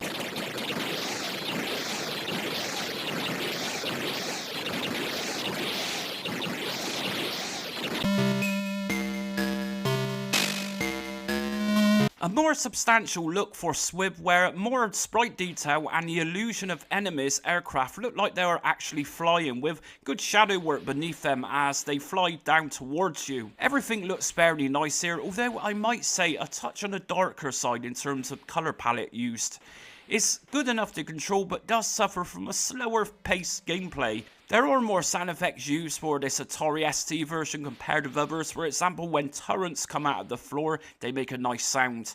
I did find that maybe the sprites used here were a little too big and didn't have much maneuver room to avoid enemies playing this version.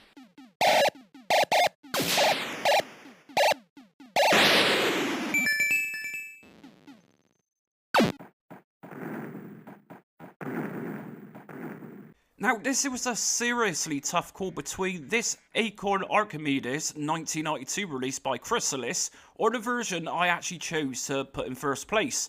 I will always say that this system powered the game really well, and it certainly was smoother than the Atari ST's version, and the gameplay area has much more maneuver space to avoid enemies and bullets heading our way. This is a generally nicely presented game, and it looks a very premium game. It was released in 1992, and I highly recommend checking this one out.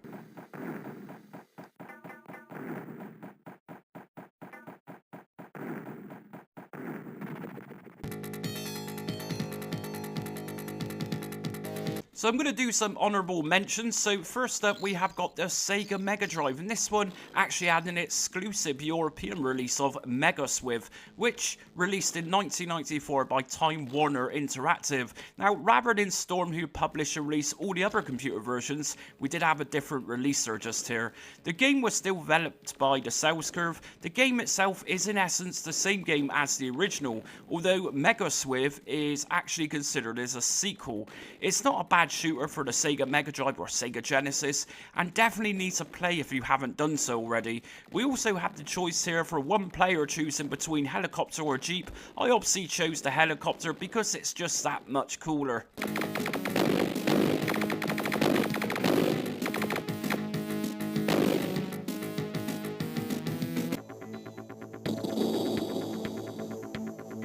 For another honourable mention, we have got the Super Nintendo or Super Famicom 1992 release.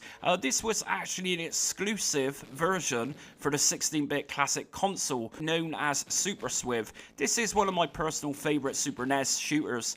It has a superb soundtrack which really utilises the SNES sound chip, and it looks incredible too. The visuals and gameplay in my opinion are better than the Mega Drive's Mega SWIV European exclusive. I will note here that in the United States this game is also known by the name Firepower 2000, which is the same game, just a different title.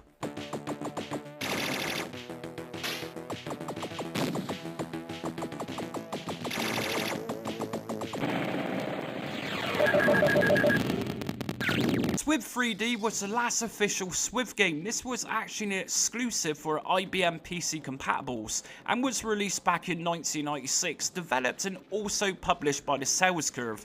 It was the only game to totally give SWIV a 3D makeover. The gameplay is typical of this era and partly reminds me of something along the lines of Soviet Strike. I think the music in itself reeks of the 1990s and that whole PlayStation vibe going on here. Talking about PlayStation, this was originally supposed to have a version in 1997 but was never actually released. This one's definitely worth checking out. It's very unlikely many of you know about this release, but it was highly praised and had good reviews in its day.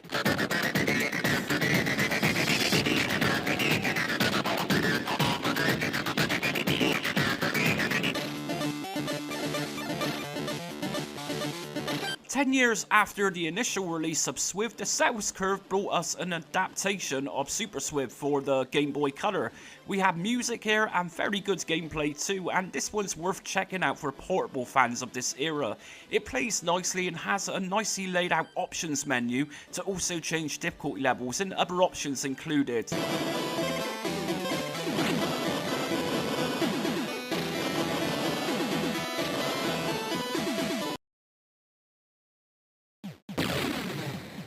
And in first place, I've decided to go with the Commodore Amiga's version. So what I found with both Commodore versions of SWIV is that for some reason both games had some more scaled sprites and bigger gameplay areas, and the Amiga was no exception for this. Something which really stands out with the Amiga's version of the game is its superior sound effects. When blowing up enemy tanks or planes, it produces that explosion sound, which is followed by a very cool fade in as we pass by what we've just destroyed. The Amiga version isn't an easy one either, regardless if we have had more sprites and a larger gameplay area here. When shooting enemies, we have a nice bright bullet impact animation, which looks really nicely done here. And if we dig deeper into the bullets, the missiles that we are firing actually have some nice detail to them, rather than having just plain black pixels or plain white with some red dots inside of them. Those little details, whether conscious about them or not, come together to bring us the best looking version of SWIV here. It was a close call between this version and the Acorn Archimedes release. Both are almost identical in visuals, but the sound was just that much better with this Commodore Amiga release. So that's it for ranking every version of SWIV today. And of course I've also included versions there which weren't actually SWIV games but sequels to SWIV. So which version of this did you enjoy playing most back in the day? I personally didn't own this game, but I do remember it being advertised, and I'm pretty sure if I had this at the time I'd have been over the moon with this and probably would have enjoyed this as much as Silkworm on my Commodore 64. Anyways, as always, give us some feedback in the comments section. Until next video comes, thanks for watching.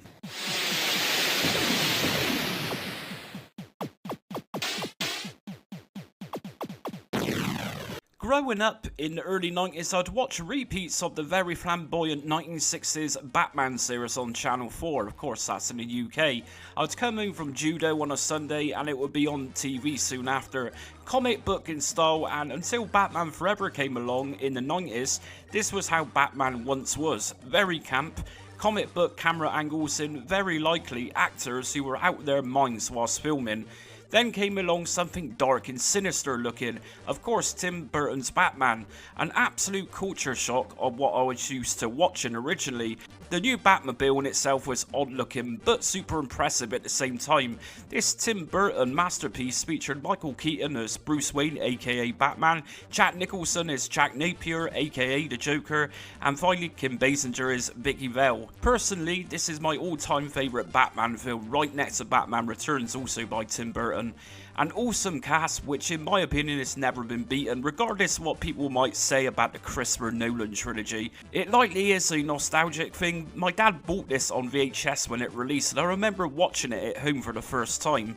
I remember the hype around this film too. It even featured a soundtrack from Prince. The days when original motion picture soundtracks were something as big as the film itself. So in terms of games, Ocean released Batman the movie for multiple computers at the time. The C64 version was the version I played a hell of a lot of back in the day. This was on the Hit Squad label. It's one of those games that I would come back to again and again. It's also one of the only games I ever completed for the Commodore 64 back in the day. The Ocean releases were pretty much the same game, all with different qualities, which we will take a look at in this video. We also had various other console versions by Sunsoft, which are all very different from each other, each of which we'll also take a look at. There really is some cracking games in this video. Finally, Atari released an arcade game of Batman, which was again very different from everything else too. So today we are ranking from worst to best the Ocean versions of Batman the movie and determine which one was the best version. We're going to start with the 8-bit releases and conclude this video with the 16-bit versions, so essentially a double ranking video today. We'll also take a look at the other Batman games for consoles outside of the main Ocean rankings, as some of these, although nothing like the Ocean releases, were too good not to include. And this video is based around the games of the film, of course, so we're not going to be looking at Batman the Caped Crusader or any other releases.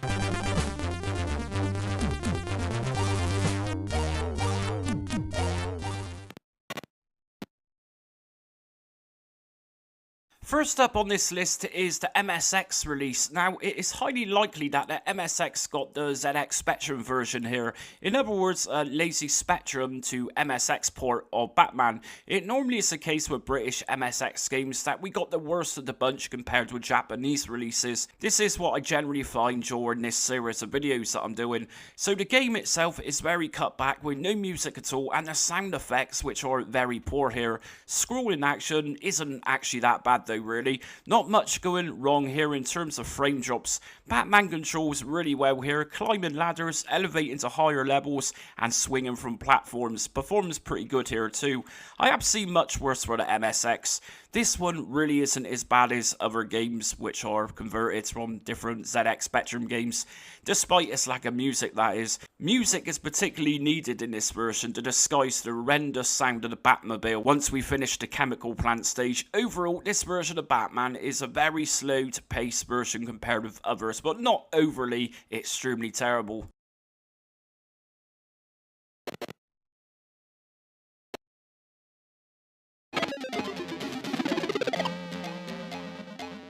Now, if we take a look at the ZX Spectrum 128K versions of Batman the movie, you will see exactly what I mean when comparing this with the MSX version. Same monochrome colours, although they do look brighter on the Spectrum.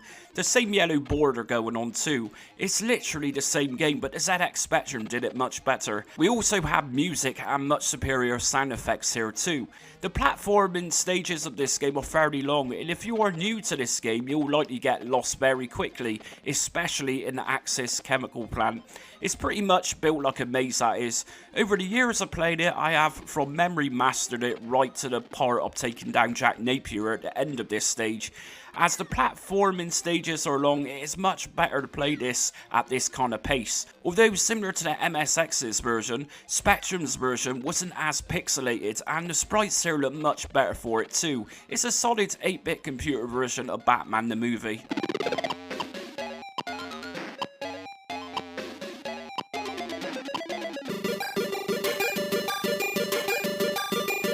The Amstrad's version of Batman the movie wasn't a bad one at all. We have very good music here as well as sound effects, which in particular sounds better than the sound effects being generated from the Spectrum's version. My only criticism really of this version is really how Batman walks here. It does look very peculiar. Almost like there were two sprites used here, one for his top half and one for his bottom half, and then put together in the wrong way, where his little legs are going like a good one, but his top half doesn't seem to match the same motion as his legs. Push that aside, we have a nicely detailed 8-bit game here, and responsive gameplay with good scoring action too. Controls are really nice to use, no issues with swinging from platforms. The Batmobile on stage 2 is a nightmare to swing around corners, as per usual with this game.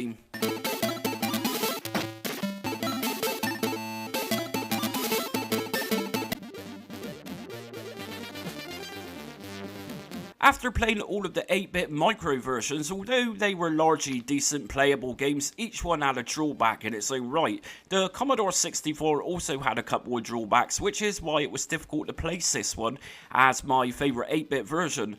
I am not clouded by nostalgia, as this is the version I played a lot of as a kid, but if we were firstly to consider Batman the sprite itself here, it's miles ahead of the other versions in this video so far, and he also walks properly here too, compared to the CPC's version. The game is presented in a full screen, and although the colours here aren't as vibrant as Amstrad's, they still do a fairly good job considering most Commodore 64 games normally look dull in comparison with CPC games.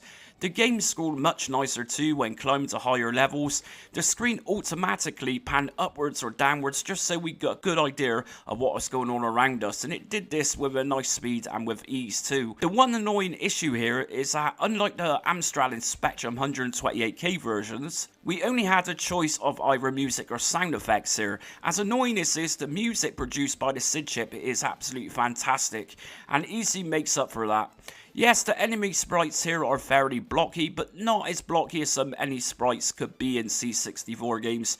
I also rank this version here as the Batmobile stages and swinging around lampposts seem much easier to control compared with other versions. The Batwing level when we're releasing gas-infested balloons from the carnival scored nicely too. It's really a case of swings and roundabouts with the 8-bit micro conversions of this game.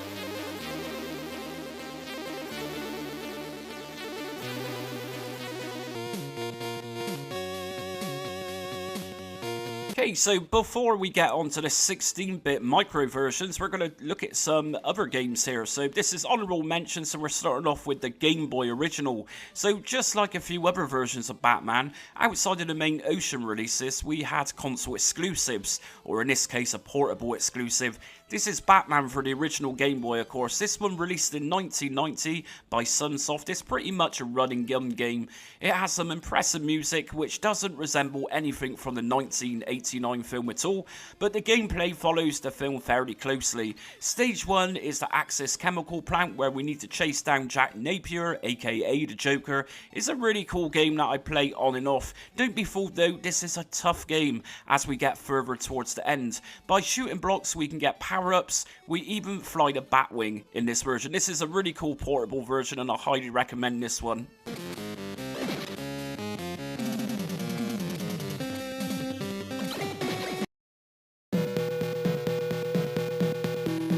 Batman for the Nintendo Entertainment System is likely one of the best platformers of its kind for this system. Again, this is old school Nintendo. Don't expect an easy ride with this game. This is known to be ridiculously tough. It loosely follows the film, but more or less it adds things that weren't in the film, such as the first boss, a rocket man that shoots down at you. At no point in the film did this character even exist. But it was likely added to give the game a little bit more substance, even if it does appear to be a little like Mega Man in that respect. Sunsoft, who also developed the Game Boy version, also did this one, and it released in 1990. Again, I highly recommend this game if you haven't played it.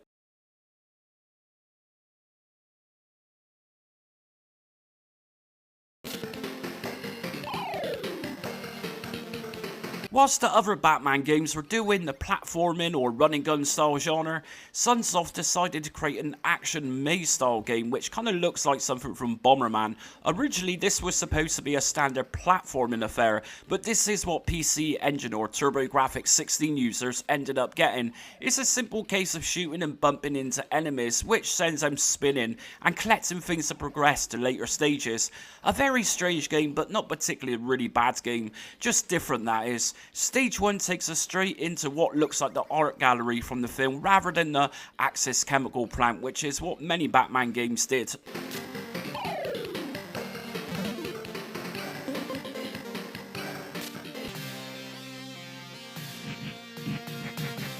The Sega Mega Drive or Sega Genesis also had its own game of Batman, which, like everything here under honourable mentions, was an exclusive to this platform. It kind of reminds me of the NES game in ways, although obviously much nicer looking, since this is a 16-bit system after all. This game also released in 1990 and through to 1992 in different regions of the world. I highly recommend checking this one out. I am not sure how this one ranked in the day, but it's always been a favourite version of Batman for me. We also get to control the Batmobile and the Batwing in this game, so it's super cool stuff.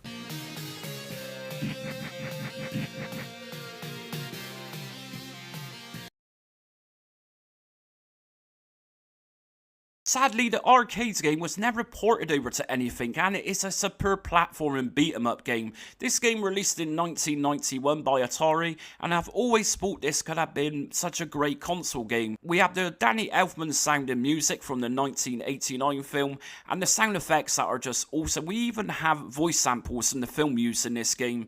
I often think that this arcade game is very much an underrated one. Nobody really seems to talk about it as a classic arcade game, that is. We even have awesome Batmobile stages, in which likely was an inspiration for Batman Returns for the Sega Mega CD, which came out a couple of years after.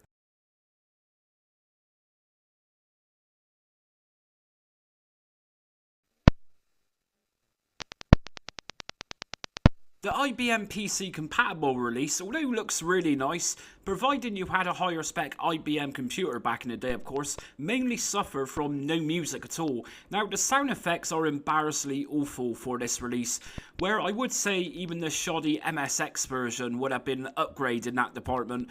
As with all the 16-bit computer versions, the lyrical stages are different and give us a different look altogether. Again, this looks acceptable enough here in this version, but dear lord, the sound is again just absolutely horrendous here. This could have been a different case if the Sound Blaster was a thing when this game released.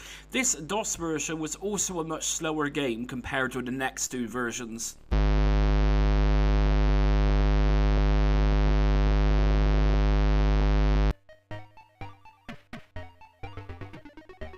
The Atari ST can often get slower versions of games. This can be seen in many of my arcade ports videos, but Batman the movie on this platform isn't as bad as some games have been. It's certainly an upgrade from the very poor MS-DOS version, that's for sure. I would say that this game is one of the better games for the Atari ST. Its pace and levels are very acceptable, but it really does the Atari ST some justice once getting to the racing segments of the game. The coders behind this clearly knew what they were doing with the ST.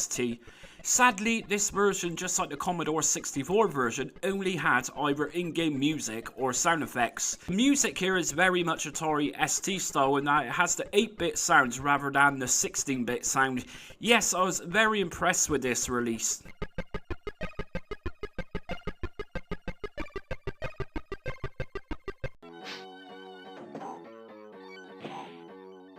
I had no choice to not actually put the Amiga version in first place here. Although the Atari ST game was great, the Amiga version looks so much nicer with the better use of colours too, in that it looks much brighter here. Some have speculated over on Lemon Amiga that this release could have easily been an Atari ST port rather than being coded from the ground up.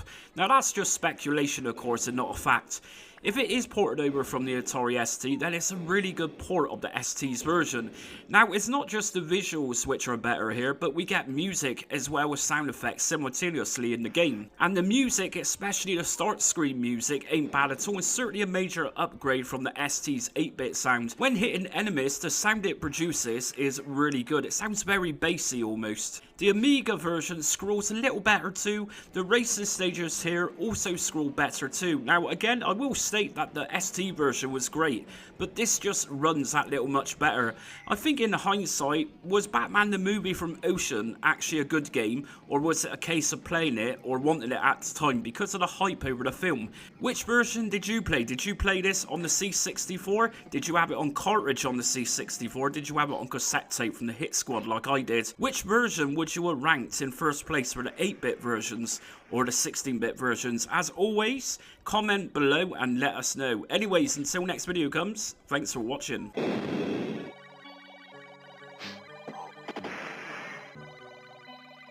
Is there such a good thing as a good version of the Arnold Schwarzenegger and James Belushi film Red Heat for the film to game tie-in? I'll be honest, I was a big fan of Arnold Schwarzenegger as a kid. I would watch most of the films on VHS and actually own most of them too. Some notable favourites were The Running Man, Commando, Last Action Hero and of course Terminator 2. But this film never seemed to be a go-to film for me. I think I watched it a couple of times as a kid, but really doesn't go down for me personally as one of my favourites. It falls under the buddy cop action comedy genre, which we once seen a lot of. Having a huge interest in Russian or Soviet history from Lenin to Stalin, I really should go out my way to watch this film again, even though it was mainly filmed in Hungary. So we have two unlikely characters who end up teaming up in this film. We got Arnold Schwarzenegger, who plays Ivan Danko, he is a Soviet policeman, and James Belushi, who is an American detective. And of course, when this film released back in 1988, we were still living through the Cold War era, where Americans despise Soviets and the Soviets despise Americans and so on. A nice idea in retrospective given the historical context by putting two political backgrounds together as buddies. It turns out that both characters in the film have been assigned to the same case, track down a Georgian drug kingpin. Arnie, also known as Ivan, has a personal vendetta as this kingpin had his colleague murdered. This is the very basic premise of Red Heat. Now on with the games. These were all released by Ocean Software in 1989 originally. The Amiga, C64 and ZX Spectrum versions all had a budget re-release in 1991 on Ocean's budget label The Hit Squad. I'll also note here that each one of these versions were all developed by the same team, which was British Studio Special Effects. Each one of these games have largely been criticised over the years for being so terrible. It's not really often this game is praised on any platform, but as requested a good few times now, we are making a good situation out of a bad situation and ranking from worst to worst, worst to best, Red Heat, the video game.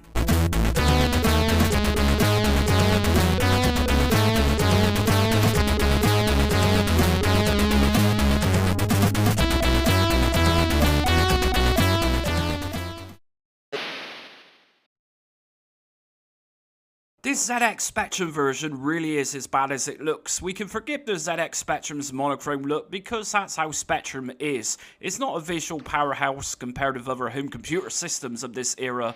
What we can't forgive though is the gameplay. If you're new to this game, well, this is what we get. A cinematic looking presentation with the characters' bottom halves not visible. So where do I start apart from this being a dull and very pitiful version?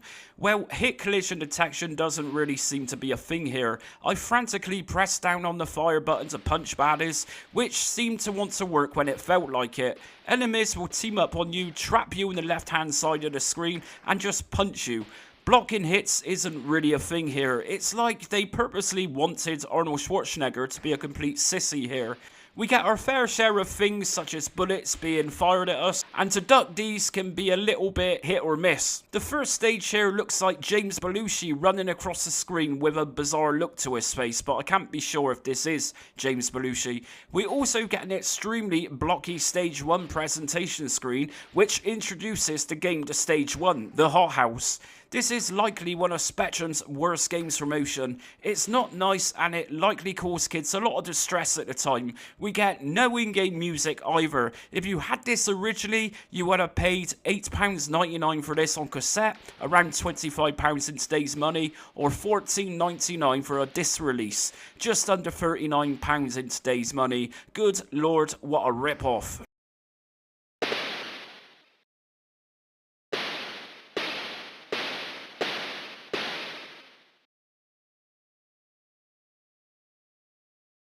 I think that the development team changed the colours of the sprites and ported over the Spectrum's game for the Amstrad CPC. Everything that was annoying with the Spectrum's release was just as equally irritating here too. It could have been a chance of an upgrade version visually, but no, we got this lazy and extremely boring version of Red Heat. The opening image to stage 1 is just as blocky as the Spectrum's version. Controls are all over the place here, and hit collision detection is pretty much as bad as the Spectrum's game. No in-game music, sound effects which are shockingly terrible. The colours used on the sprites themselves just look ridiculous with its Spectrum looking background.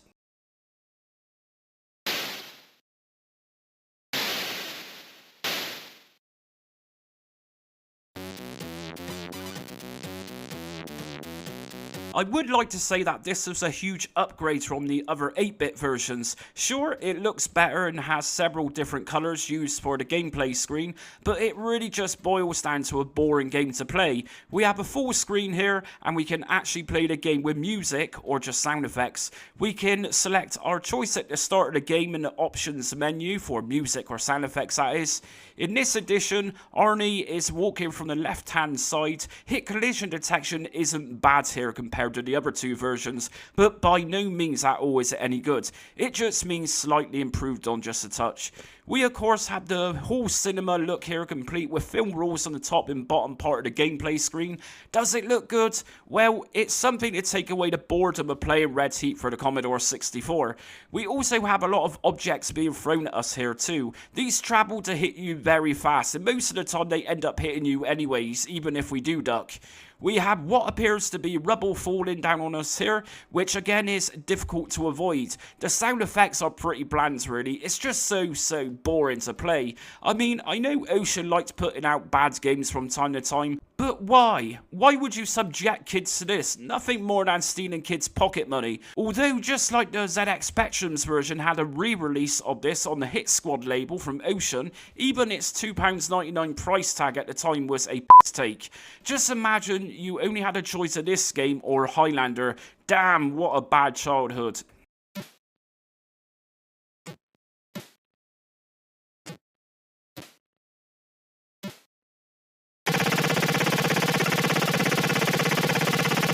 I have never played the 16-bit versions of Red Heat. I honestly thought things could change with that extra computer power. Something did change with the Atari ST release here, the visuals, and that's really it. I was watching the James Belushi animation here with his mouth opening and closing while some script appeared. I'm not sure if this looked ridiculous intentionally or what, I just don't get it. So in this edition, obviously the visuals are nicer here, but still fairly pitiful for an ST game. We get to take on what looks like John Rambo here and other enemies which are equally as frustrating to punch and headbutt like any other version in this list. Bad collision detection is a theme for this game, regardless of platform. We also get increased difficulty here, with even more things being thrown at us, and bullets flying from both ways everywhere. Those are clunky. Again, another truly awful version of Red Heat.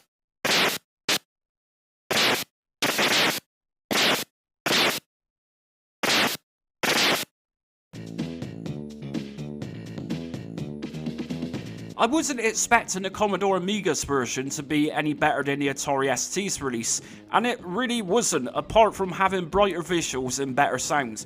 Just like the Atari ST release, we can pick up energy here, which is a banana. Yes, you heard it. and you can see it, a banana.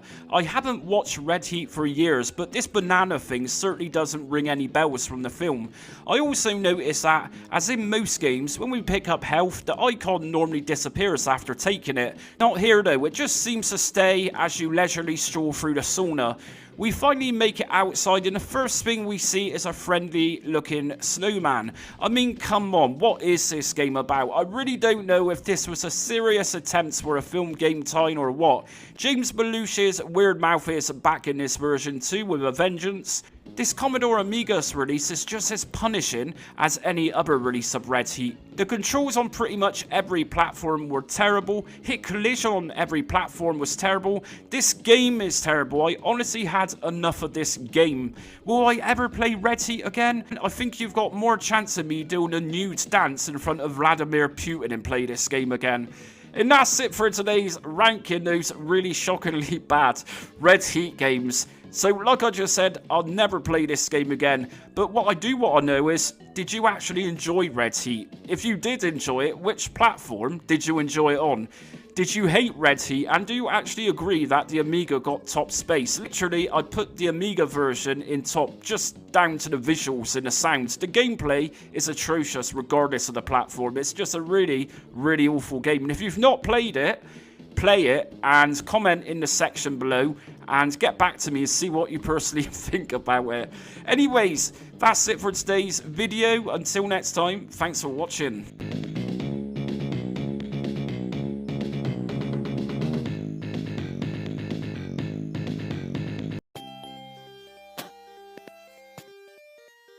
Space Harrier II, an on-the-rail shooter sequel to the classic 1985 arcade game of the same name. Space Harrier II, initially released for the Sega Mega Drive, is one of the launch titles for Japan in 1988. It then released in America the following year as one of the 6 launch titles back in 1989, and finally releasing for Europe in 1990. It follows a similar formula to the original 1985 game, which I've covered previously in my arcade port series. We have the same layout of the checkered ground and a forever distant background. We have a total of 13 different stages in this game. At the end of each stage comes a boss. Some stages also have mini bosses halfway through the levels. The game features all diagonal movements as well as up, down, left and right. Of course, difficulty level is fairly high with this game, much like the original game that is, although by pressing the A button at the start of the game we can actually change difficulty levels from here, as well as change shooting to auto fire, which can be really helpful. The Mega Drive original game also lets the player select a stage from the start of the game. Now, this game will likely make you very annoyed very quickly when we hear Harrier has been hit. The Mega Drive original will give you a digitized voice sample of this, and of course at the time of this game's release, digitized voice sampling was a big deal and added something a little extra which kids could wow over. Graphically as a game, it's an impressive rail shooter for its time, and it plays fairly good. Some argue in its day that it wasn't as great as it was made out to be prior to its release, although many did praise the technicalities behind the game itself for the Mega Drive. So as with anything successful in the 80s and 90s, there needed to be conversions, and so Space Harrier II had several of these. So today we are going to find out if any of its conversions was actually better than the Mega Drive exclusive itself. I will note here that there was an MSX conversion, but rest assured it was one of those European releases for the MSX, which was pretty much a ZX Spectrum port. I'll also note here again that anything that released homebrew wise won't be included. As always, this is comparing the original Space Harrier II releases from its original run.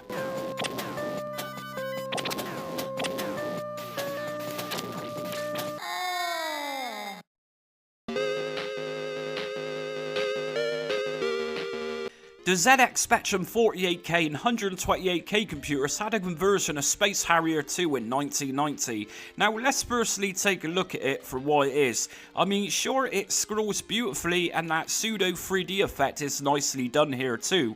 We even get voice samples here too with the 128K Spectrum models.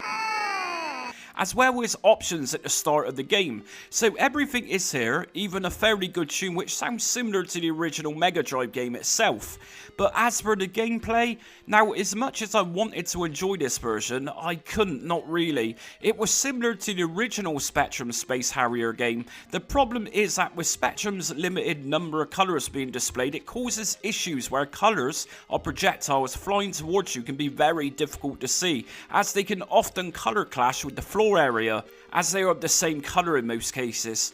I also find that the music, although nicely done here for the Specky, can sometimes actually struggle to maintain its pace, especially when a lot is happening all at once on screen. Controller wise, it controls just fine, very smoothly in fact, and shooting is very responsive too. Although shooting at enemies on the screen can often be very difficult at times due to the colour clash with the flooring area or the distant background causing the issue here.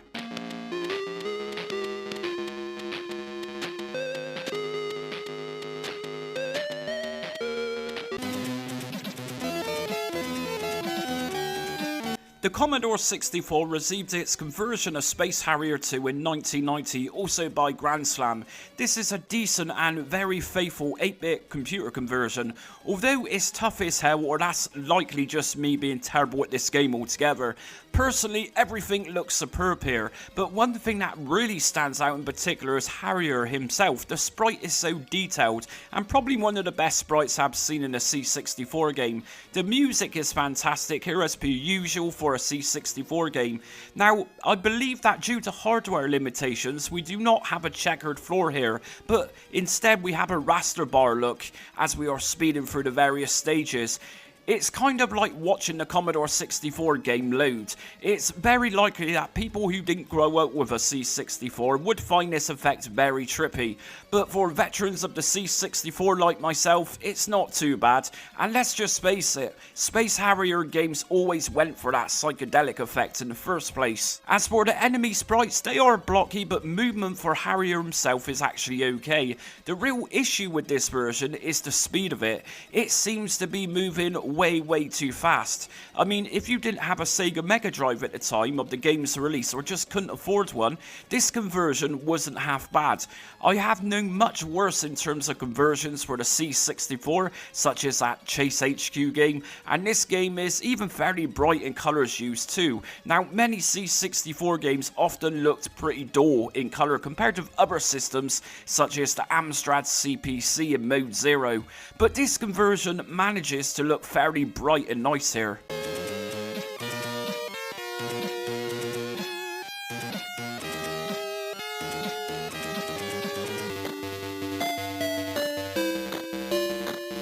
Likely one of the best Amstrad CPC conversions I've ever played, although it does tend to slow down and has a few issues with maintaining a consistent frame rate from time to time when too much is happening at once. The majority of the time this game works perfectly. Although it is a slight slower than most other versions, it actually works to the game's advantage. For me personally, that is. A slower game of Space Harrier 2 is just easier to play, so it seems. We have everything with this release from 1990 that looks so great to what it's trying to emulate too. The checkered flooring looks great, as so do the sprites themselves here. It's very likely used in Amstrad's Mode 0 in order to create such a colourful and detailed environment, which the coder clearly knew how to program this for the Amstrad.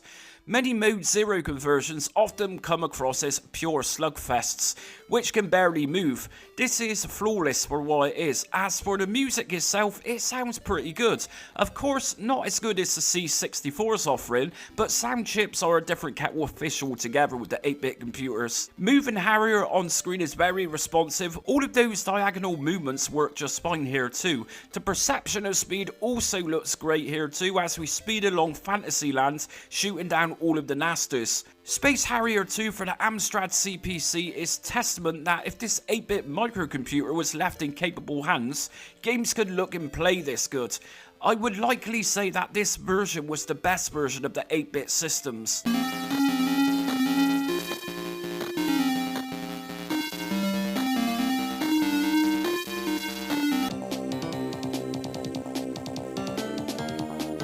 Okay, let's be practical here. The Commodore Amiga's conversion isn't bad at all. In fact, it scrolls a little smoother than the next version in this video, but it does play a little too speedy for its own good. But is it really perfect altogether? I would likely say no. Let's strip back the eye candy and look at the sound. We only have music here, and for a 16-bit powerhouse computer like the Amiga, I am sure this could have included voice samples or at least sound effects of shooting down enemies. But it doesn't, and let's remember at the time of the Mega Drive's release, the digitized voices would have been a fairly spectacular selling point of a home console having this, and especially for an early Mega Drive release too. In fact, a launch title. Kids wanted on computers what kids had on consoles, and we didn't get this with this Amiga release. This 1989 release by Grandstand was actually developed by Teak Software, who was responsible for the next conversion in this video too. Teak Software developed several games at the time, some notably terrible games such as Pit Fighter, but to be fair, even the arcades game wasn't the best. They also developed many average games such as Chase HQ and Badlands for the Amiga.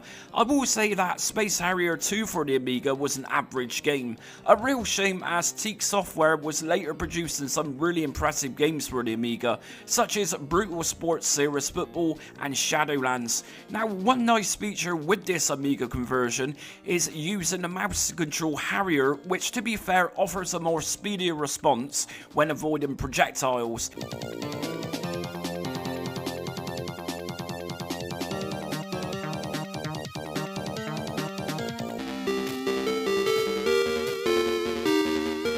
The Atari ST's conversion was a really good play. Again, much like the Amstrad CPC's conversion, Space Harrier II for the Atari ST is likely one of the better conversions on this platform.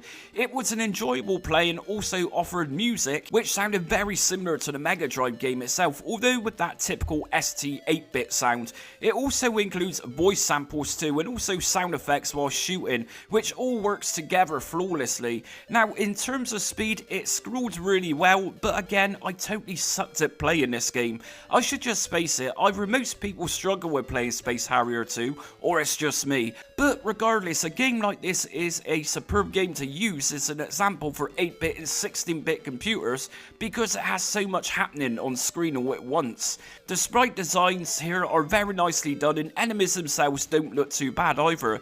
They aren't too blocky, so to speak. Controlling Harrier is nice and fluid, and bosses here are nicely animated too. We also get the nice background distant color transitions as we play through the game, which again are nice and fluid.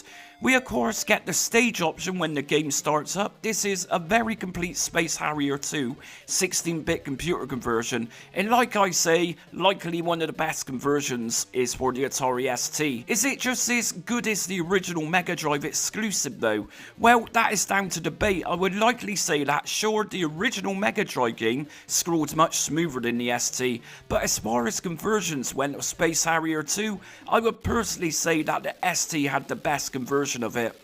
It's not exactly the same speed as the Mega Drive game performs at, but for a game like Space Harrier 2, I think a slower pace is actually beneficial. And that's it for ranking every conversion of Space Harrier 2 today. Like I said at the start of the video, I've actually done the original Space Harrier in my arcade sports series, so do check that one out. Anyways, which version of Space Harrier 2 did you have? And did you agree with most reviews at the time that Space Harrier 2 for the Mega Drive wasn't everything that it was cracked up to be? Anyways, until next time, thanks for watching.